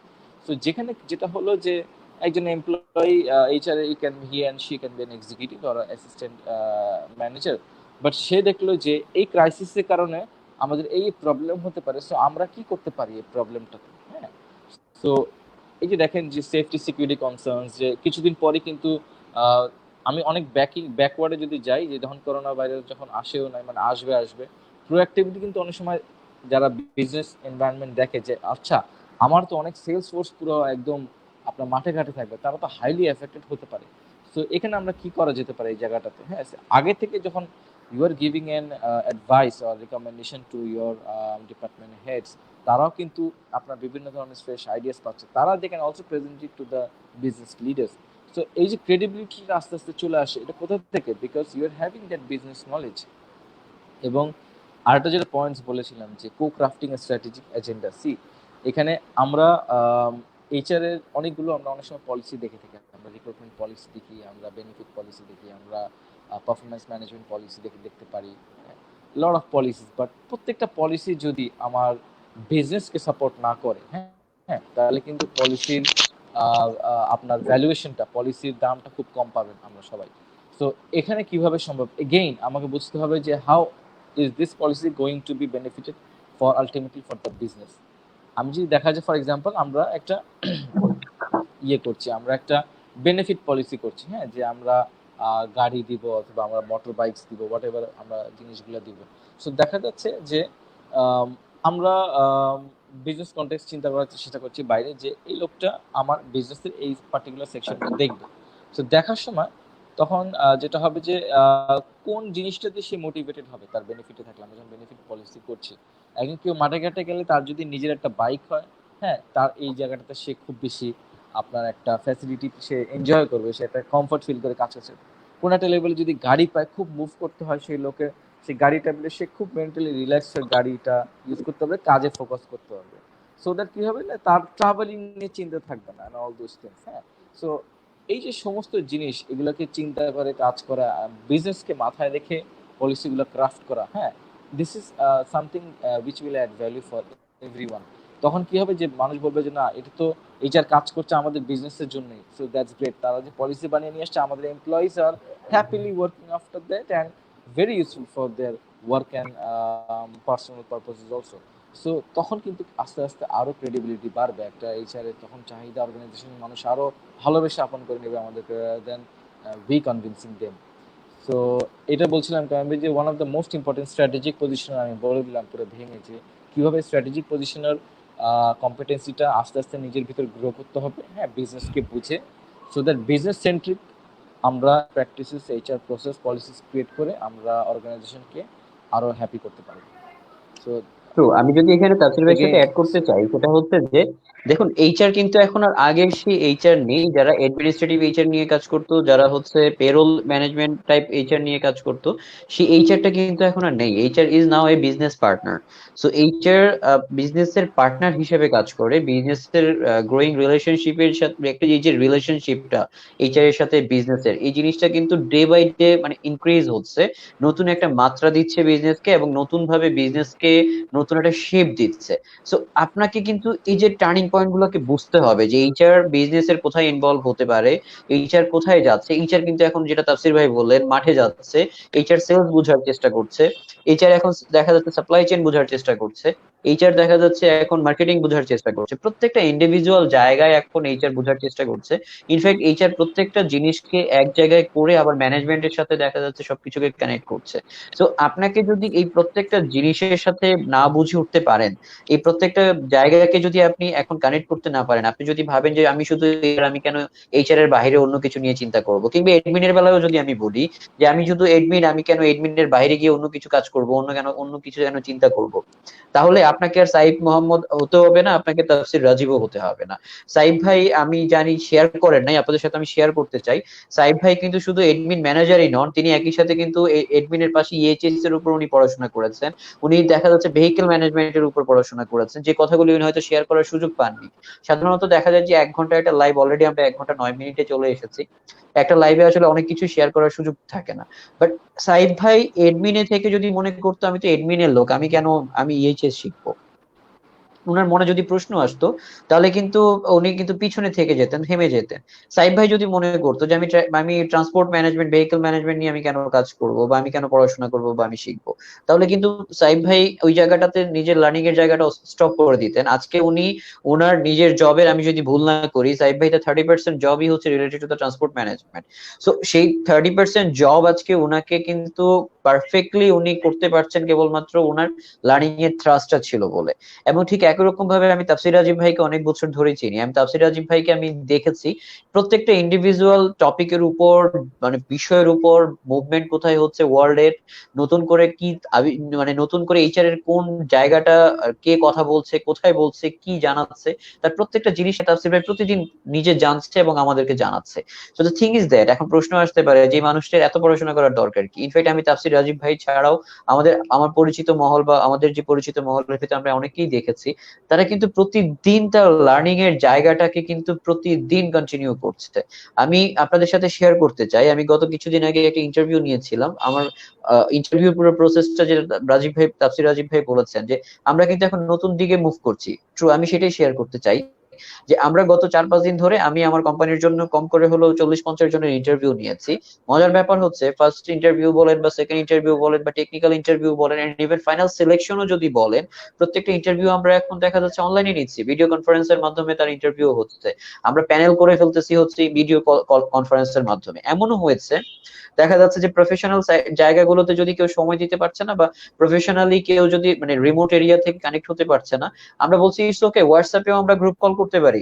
হোয়াটসঅ্যাপে আমাদেরকে 4 জনের যেহেতু একটা এক্সেস দিয়েছে, আমরা 3 জন, আমরা হয়তো প্যানেল থেকে 3 জন যুক্ত হয়েছি, একজন হয়তো ইন্টারভিউ থেকে মানে যিনি ইন্টারভিউ ভিউই তিনি যুক্ত হচ্ছেন।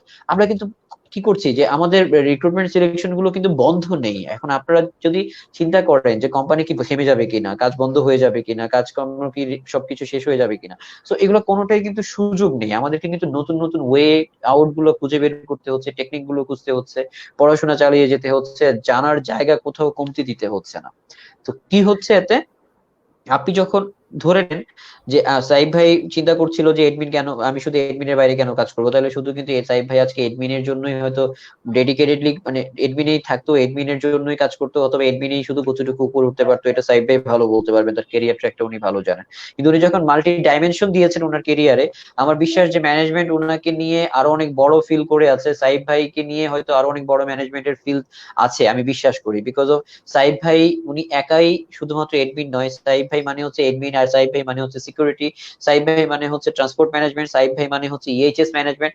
এই যে একসাথে একটা কম্বো প্যাক, আমরা সবাই সবকিছুতে কম্বো প্যাক চাই। আমি নিজে কেন সেই কম্বো প্যাকটা হচ্ছি না? আমাকে যখনই কেউ বান্ডেল প্যাকেজ অফার করছে, আমি যখন কোনো রবির প্যাকেজ কিনতে চাই, আমি যখন জিপির প্যাকেজ কিনতে চাই, আমি যখন দেখা যাচ্ছে অন্য কোনো কোম্পানির প্যাকেজ কিনতে চাই, আমি চিন্তা করি বান্ডেল প্যাকেজের সবচেয়ে সস্তায় কোন জিনিসটা ভালোভাবে পাওয়া যাচ্ছে। আমি মোটামুটি রিজনেবল প্রাইসে আমি সবকিছু একসাথে যাচ্ছি, আমার বান্ডেল প্যাক চাচ্ছি, অথচ আমি নিজে বান্ডেল প্যাক হচ্ছি না। তাহলে তো হবে না, আমাকেও বান্ডেল প্যাকের মতো করে তৈরি হতে হবে। ঠিক একই রকম ভাবে তাফসির রাজীব ভাই তার নিজেকে, তার পুরো কেরিয়ারে উনি লার্নিং এন্ড ডেভেলপমেন্টে কাজ করেছেন, উনি রিক্রুটমেন্ট সিলেকশন নিয়ে কাজ করেছেন, করেছেন, উনি যদি চিন্তা করতো যে আমি লার্নিং ডেভেলপমেন্ট নিয়ে সারা জীবন থাকতে চাই, তাহলে উনি কিন্তু একটা মানে নির্দিষ্ট সরলরেখায় একটা সময় উঠে না থেমে যেত তার কেরিয়ারটা, because of learning and development কিন্তু একটা লেভেল পরে আর কোথায় যাবে। তো ডিপার্টমেন্টাল হেড যখন হবে, গ্রুপ এইচআর এর হেড হবে যখন, তখন তাকে লার্নিং এন্ড ডেভেলপমেন্ট জানতে হবে, তাকে ট্যালেন্ট ম্যানেজমেন্ট জানতে হবে, তাকে দেখা যাচ্ছে পেরোল ম্যানেজমেন্ট জানতে হবে, তাকে রিক্রুটমেন্ট সিলেকশন জানতে হবে, তারপরে হচ্ছে তাকে বিজনেস বুঝতে হবে, তারপরে হচ্ছে টপ ম্যানেজমেন্টকে কিভাবে ইন্টারনাল কমিউনিকেশন গুলোকে করতে হচ্ছে সেটা জানতে হবে, এক্সটার্নাল যারা কমিউনিকেটর আছে তাদেরকে কিভাবে ম্যানেজ করতে হয়, আমাকে এই সবগুলো বিষয় জানতে হবে। সো তাফসির ভাই নিজের, আমি যেটা তাফসির ভাইকে চিনি, তাফসির ভাই কিন্তু এলএনডি তে থেকে বাকিগুলোতে নিজেকে ইনভলভ করেছে। উনি যখন সে জায়গাগুলোতে করেছেন, আজকে উনি কিন্তু শুধু এলএনডি স্পেশালিস্ট নয়, উনি শুধু রিক্রুটমেন্ট স্পেশালিস্ট নয়, উনি দেখা যাচ্ছে যে শুধু ট্যালেন্ট ম্যানেজমেন্ট স্পেশালিস্ট নয়, আজকে তাফসির ভাই হচ্ছে একজন এইচআর স্পেশালিস্ট। উনি হচ্ছে একটা কম্বো প্যাক, ওনার কাছে এইচআর এর সবকিছু মোটামুটি সমাধান ওনার কাছে আছে। সো দ্যাট তাফসির ভাই কেন নেক্সট লেভেলে ডিরেক্টর এইচআর হিসেবে চলে যাবে না, কেন তাফসির ভাই আরেকটা কোম্পানিতে সিএচআরও হিসেবে যাবে না? সো আপনাদের মাথায় এটা রাখতে হবে, যখনই আমি কাউকে নিয়ে চিন্তা করছি, যখনই কাউকে আমরা রাখবো কি রাখবো না, বা কেন থাকবে কি থাকবে না, এই ডিপার্টমেন্টের প্রয়োজন আছে কি নাই সেটা চিন্তা করি, তখনই আমার মাথায় আসে আসলে এই ডিপার্টমেন্ট আমার কোথায় কোথায় হিট করছে, এই ডিপার্টমেন্টের কোথায় কোথায় আমাকে সার্ভিস দিচ্ছে, সে না থাকলে আমার কি কি ধরনের ক্ষতি হতে পারে। সো আপনাকে এই ফিলটা তৈরি করে দিতে হবে, এবং এটা করাটাই হচ্ছে এই মুহূর্তে সবচেয়ে বেশি জরুরি কাজ। সো আমরা আমাদের সময়ের চাইতে 15 মিনিট বেশি সময় নিয়ে নিয়েছি। আমরা বলেছিলাম 1 ঘন্টা থাকবো, 1 ঘন্টা 15 মিনিটে চলে এসেছি। আমরা ক্লোজ করতে চাই আজকের আমাদের এই লাইভ ভিডিও। অনেক কথা বলার ছিল, আমরা আসলে অনেক প্রস্তুতি নিয়েছিলাম, আমাদের সাইদ ভাই, তাফসির ভাই এবং আমি। আমরা আজকে বিকালেও বলা যায় প্রায় ঘন্টা খানেকের উপরে আমরা কথা বলেছিলাম, লাইভের চেয়ে বেশি কথা তখন হয়েছিল। তো আমরা আসলে এত কথা বলেছি যে কথাগুলো যদি এই জায়গায় তুলে আনতে চাই, আমরা 2 ঘন্টায় আমার মনে হয় না এই সেশন আমরা শেষ করতে পারবো। বাট আপনাদের কাছে যেটা চাপ বলা থাকবে সেটা হচ্ছে, এই যে আজকে একটা সুযোগ পেলেন তা সাইব ভাইয়ের সাথে কানেক্ট হওয়ার, সুযোগ পেলেন তাফসির ভাইয়ের সাথে কানেক্ট হওয়ার। সো এই কানেকশনটা হচ্ছে আপনারা, এই নেটওয়ার্কিংটা মানে জরুরি। এটাও কিন্তু আমি বলবো যে ডিজিটাল সময়ে আপনারা বলি না যে মামা খালা চাচু কিছু নেই, আমি বলবো যে মামা চাচা খালু তো আমার দরকার নেই। আমার মামা চাচা খালু লিঙ্কডইন হবে, আমার মামা চাচা খালু হবে হচ্ছে প্রফেশনালরা ফেসবুকের মাধ্যমে। প্রফেশনালদের সাথে প্রফেশনাল অ্যাপ্রোচের মাধ্যমে সাইব ভাইয়ের সাথে পরিচিত হন, প্রফেশনাল অ্যাপ্রোচ দিয়ে তাফসির ভাইয়ের সাথে পরিচিত হন, কেরিয়ার গাইডলাইনটা তার কাছ থেকে নিতে পারেন। যে আপনার লাইফটা আমি শুনেছিলাম, আপনার লাইফ থেকে আমি হয়তো, আমরা সময়ের অভাবে আমি পুরোটা শুনতে পারিনি, আপনার কাছে রিকোয়েস্ট করছি আমাকে যদি আরেকবার এই ডিজিটাল রিভলিউশনের যুগে এইচআর এর কি কি কম্পিটেন্সিস গুলো থাকা উচিত আমাকে যদি একটু হেল্প করতেন, এই ডিজিটাল রিভলিউশনের যুগে এডমিনের কি কি কম্পিটেন্সিজ আমার থাকা উচিত আমাকে যদি একটু হেল্প করতেন। এটা বলে আপনি আসেন না সাইব ভাইয়ের কাছে, আসেন না তাফসির রাজীব ভাইয়ের কাছে। আমার বিশ্বাস এই মানুষগুলো যদি আমাদের সাথে লাইভে এখানে আসতে পারে, মেসেঞ্জারে আপনাকে সময়, তার নির্দিষ্ট সময়ে সময় দিতে তারা কখনো কার্পণতা করবে না। সো ইনফ্যাক্ট আমরা কেউই সময় সময় দিতে আসলে কেউই কার্পণতা করে না। মানুষ এখন সবাইকেই নলেজ শেয়ার করতে চায়, বিকজ অফ যে যত বেশি নলেজ শেয়ার করে তার নলেজ তত বেশি বাড়ে, এটা আমরা সবাই জানি। নলেজ যত বেশি শেয়ার করবেন তত বেশি আপনি নিজে এনরিচড হবেন। সো আপনারা যারা শুনছেন আমাদেরকে, আপনাদের কাছে রিকোয়েস্ট থাকবে, ফোর্থ আইআর জিনিসটা কি, ফোর্থ ইন্ডাস্ট্রিয়াল রিভলিউশনটাকে নিয়ে পড়াশোনা করুন, মুভমেন্টটা কোন দিকে হচ্ছে বিজনেসের বোঝার চেষ্টা করুন। বিজনেসের মুভমেন্টের সাথে সাথে শুধু এডমিন এবং এইচআর নয়, পাশাপাশি প্রত্যেকটা ডিপার্টমেন্ট সম্পর্কে বোঝার চেষ্টা করুন। দেখুন মার্কেটিং ডিপার্টমেন্ট এক সময় ছিল, এক একটা সময়ে এক এক ভাবে পরিবর্তিত হয়েছে। কখনো নিউজ প্রিন্টের উপরে তারা বিজ্ঞাপন দিত, তারপরে রেডিওতে বিজ্ঞাপন দিত, তারপরে টিভি চ্যানেলে সাদা কালো বিজ্ঞাপন দিত, তারপরে তারা রঙিন টেলিভিশনে বিজ্ঞাপন দিত।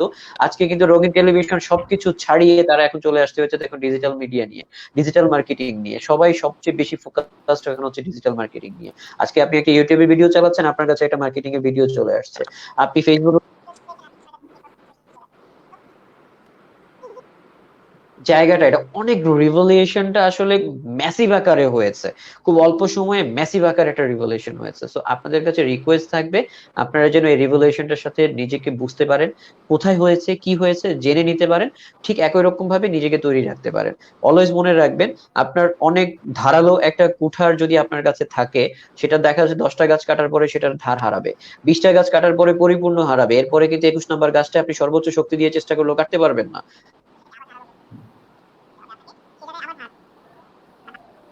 সো আপনার ধার কিন্তু কোঠারে আপনাকে দিতেই হবে, দিতেই হবে, প্রতিবার দিতে হবে।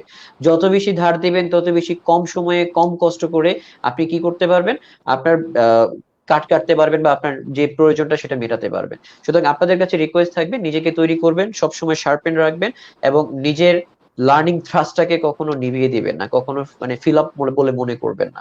So thank you very much. আজকের এপিসোডে যারা ছিলেন আমাদের সাথে সবাইকে ধন্যবাদ জানাচ্ছি।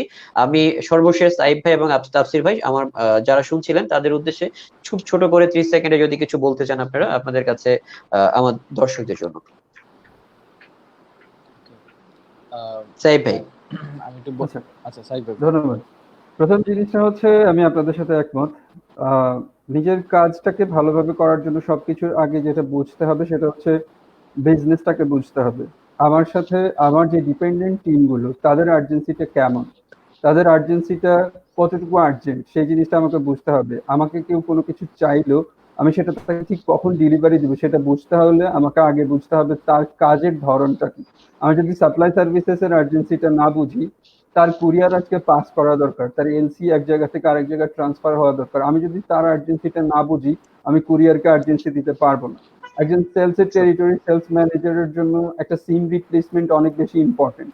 তাকে এই সিম রিপ্লেসমেন্টটা আমি না দিতে পারলে তার আজকে সারাদিনই সে কথা বলে শেষ, কথা বলার মতো ইম্পর্টেন্ট কাজটা করতে পারবে না। সো আরেকজন আরএসএম বা এএসএম এর জন্য তার গাড়ির টায়ার চেঞ্জ করা বা ব্যাটারি চেঞ্জ করা হচ্ছে তার কাজের আর্জেন্সি। তাকে যদি আমি টায়ার বা ব্যাটারির সাপোর্টটা সময় মতো দিতে না পারি, তাহলে হচ্ছে যে তার যে কাজটা করা, মার্কেট ভিজিট করা, সেই জিনিসটা করতে পারবে না। সো সবচেয়ে বড় ইম্পর্টেন্ট জিনিস যেটা সেটা হচ্ছে যে আসলে প্রত্যেকটা ফাংশনের সাথে আমি কাজ করছি, প্রত্যেকটা ফাংশনের কাজের আর্জেন্সি, কাজের ইম্পর্টেন্ট এবং কাজের প্রায়োরিটি সেট করা। কিছু জিনিস আছে যে আমাকে এটা আজকে এখনই আর্জেন্ট সার্ভিস দিতে হবে, একদম সাডেন সার্ভিস দিতে হবে। কিছু জিনিস আছে আমি 3 দিন পর করতে পারবো। এই জিনিসটার আইডিয়া আমি কিভাবে পাবো? এই পুরো জিনিসটার আইডিয়া পেতে হলে অবশ্যই আমাকে পুরো বিজনেসটা বুঝতে হবে। আমার সাথে কতগুলো টিম কাজ করছে, প্রত্যেকটা টিমের কাজের ধরনটা কি, এবং নিজের কাজগুলোকে নিজের মতো করে নিজেকে রেসপন্সিবল করে নিজের পলিসি নিজের এসওপি, আমি যে কাজ করছি সেটার বাজেটারি কন্ট্রোল আমার থাকা উচিত। আমি যে কাজটা করছি সেটাতে লিগাল ইমপ্লিকেশন যদি থাকে, আমি কি সেই লিগাল জিনিসটাকে কি ভায়োলেশন করছি কিনা, যেহেতু আমি অ্যাডমিনে কাজ করছি, আমি কোম্পানির পলিসি বা এসওপি কে ভায়োলেট করছি কিনা, আমার নিজের কাজ সম্পর্কে আমি কতটুকু অবগত আছি, আমি নিজের প্রতি নিজে কতটুকু রেসপন্সিবল আছি, নিজের বেস্ট ভার্সন হয়ে নিজেকে নিজের মতো করে ডেভেলপ করা। এবং সবসময় এই জিনিসটা মাথায় রাখা উচিত, আমি নিজেকে যতটুকু দক্ষই মনে করি, আমি নিজেকে যতটুকু এক্সপিরিয়েন্সডই মনে করছি, যাই করছি আমি, আমার পিছনে কিন্তু আমার একজন রিপ্লেসমেন্ট তৈরি হচ্ছে। কোম্পানিতে আমার ইউটিলিটি ততদিনই থাকবে যতদিন কোম্পানি আমাকে মনে করে আমার থেকে আউটপুট পাচ্ছে। সো নিজেকে নিয়ে কখনো এরকম ফিল করার দরকার নেই যে হ্যাঁ আমি অনেক কিছু জানি, আমি অনেক কিছু বুঝি, আমি একাই অনেক কিছু। বিষয়টা এরকম না হয়ে সবসময় একটা লার্নিং এর অ্যাটিটিউডে থাকা উচিত, গুড লিসেনার হওয়া উচিত, এবং অবশ্যই নেটওয়ার্কের বাইরে হোক, নিজের লাইন ম্যানেজার হোক, ডিপার্টমেন্টে হোক, ডিপার্টমেন্টের বাইরে হোক, একজন মেন্টরের সাথে সবসময় যোগাযোগ রাখা উচিত। নিজের ক্যারিয়ারটা কিরকম হওয়া উচিত, আমি সবসময় ঠিক ট্র্যাকে আছি কিনা, টাইম টু টাইম হচ্ছে যে আমি আমার কাজগুলো ঠিক মতো করছি, সো আমি আমার ট্র্যাক মতো আছি কিনা। আপনার লাইন ম্যানেজার আপনাকে এই ক্ষেত্রে সবচেয়ে ভালো হেল্প করতে পারে। সো একজন সত্যি। ভালো মেন্টরের সাথে সবসময় যোগাযোগ রাখবেন, নেটওয়ার্ক রাখতে পারেন, এবং নিজের বেস্ট ভার্সন হলে অবশ্যই কম্পিটিশনের এই যুগে ডিজিটাল অ্যারেনা বলি আর যতটুকু আর্জেন্সি আমরা বলি না কেন, প্রত্যেকটা জায়গাতে কিন্তু নিজেকে কম্পিটিটিভলি এবং সম্মানের সহিত কিন্তু নিজেকে আপনি আপনার রোলের মধ্যে রাখতে পারবেন।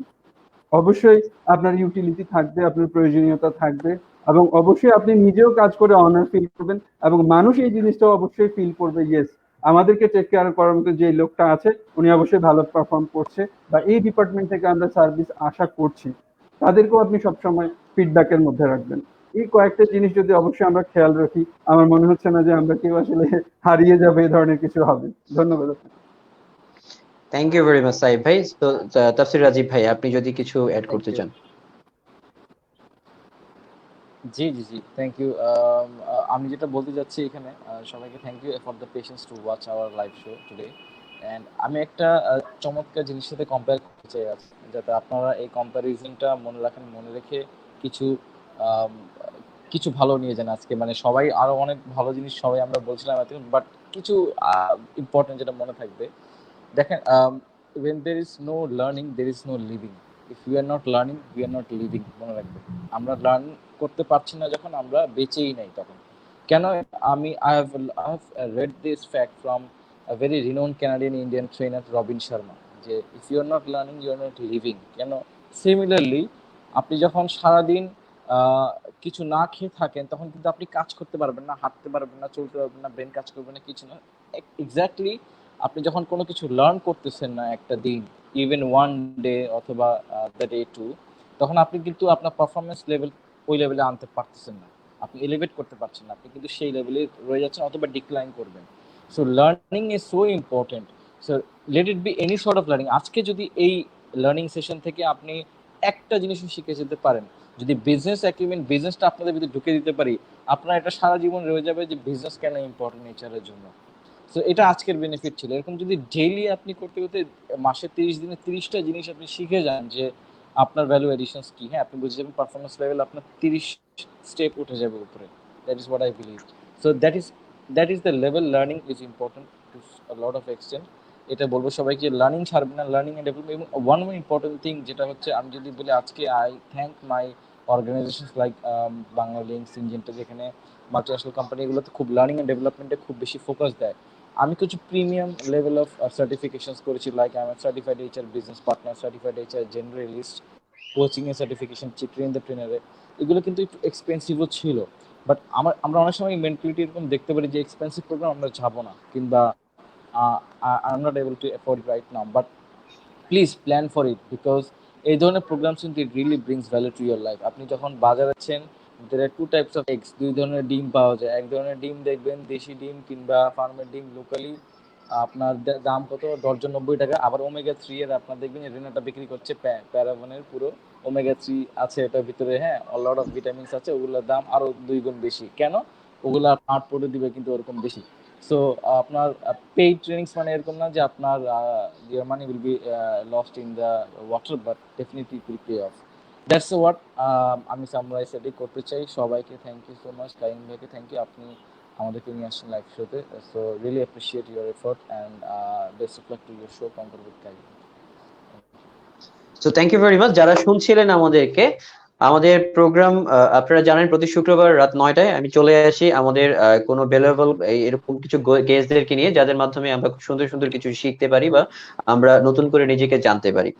একটা জিনিস আপনাদেরকে জানিয়ে দিতে চাই, আমার শোর নাম হচ্ছে কনকর উইথ কাইম ইসলাম সোহেল। শোর নামটা আমি পেয়েছি হচ্ছে তাফসির রাজীব ভাইয়ের কাছ থেকে। উনি আমাকে এই শো এর নামটা ঠিক করে দিয়েছিলেন। সো আমি আমার এই শো এর মাধ্যমে তাফসির রাজীব ভাইয়ের কাছে থ্যাংক ইউটা পৌঁছে দিতে চাই, যে থ্যাংক ইউ ভেরি মাচ এত সুন্দর একটা নাম আমার শো এর জন্য ঠিক করে দেওয়ার জন্য। So thank you very much. যারা শুনছিলেন আমাদের সাথে এতক্ষণ ধরে ছিলেন, এই 1.5 ঘন্টার সময় আপনি আমাদের কাছে ইনভেস্ট করেছেন, তাদের আমি বিশ্বাস করি আপনাদের কিছু না কিছু লার্নিং ছিল। এই যে লার্নিংটা ছিল সেটাই হচ্ছে আমাদের এই 1.5 ঘন্টার পাওয়া, এটাই হচ্ছে আমাদের জন্য আমাদের এই পারিশ্রমিক। So thank you very much, ভালো থাকবেন, আমি সুস্থ একটু থাকবেন। বলতে চাই একটা জিনিস কাইম ভাই, জি একটা সরি, আপনি যেহেতু বললেন সেই নামটার কথা যে কঙ্কার উইথ কাইম, দ্য রিজন আমি সবাইকে বলতে চাই আজকে, the reason why I suggested কঙ্কার with Qayyim, because Qayyim ভাইয়ের সাথে আমি অনেক কাজ করেছি, হ্যাঁ বাংলাদেশ এফএমসিজি সোসাইটির থ্রু থেকে, এবং we have launch several learning and development programme, several আপনার বাইরে ইউনিভার্সিটিতে প্রোগ্রাম করেছি। আমি একটা জিনিস দেখেছি যে কারিম ভাই যেখানে যাবে না কেন সেখানে ওই ল্যান্ডটাকে সে কঙ্কার করে নেয়, হ্যাঁ সে কারণে আমি I have suggested this name Conquer with Karim, and he conquers with love. হ্যাঁ, he conquers with his abilities, he conquers with his energy and all those things. So আমি এটাই বলতে চাই কারিম ভাই, you deserve all the credits, and ভালো চলছে আপনার show, and all the best wishes from us. Thank you so much. Thank you very much Tafsir ভাই, thank you very much. So যারা শুনছিলেন, আমরা একেবারেই শেষ প্রান্তে বলা ঠিক নয়, শেষ প্রান্তে শেষ করে আমরা প্রান্তের অনেক দূরে চলে এসেছি। So thank you very much আপনাদের পেশেন্সের জন্য যারা আমাদেরকে শুনছিলেন। আমরা আবারও চলে আসবো আগামী শুক্রবার রাত 9টায় আমাদের কোনো একজন গুণীজনদেরকে নিয়ে, তার কাছ থেকে অনেক সুন্দর সুন্দর কিছু কথা শোনার জন্য, যেগুলো আমাদের পার্সোনাল জীবনে এবং আমাদের প্রফেশনাল জীবনে আমাদের কাজে লাগবে। সো ততক্ষণ পর্যন্ত ভালো থাকুন, সুস্থ থাকুন, বাসায় থাকুন। So thank you very much. Thank you. Thank you.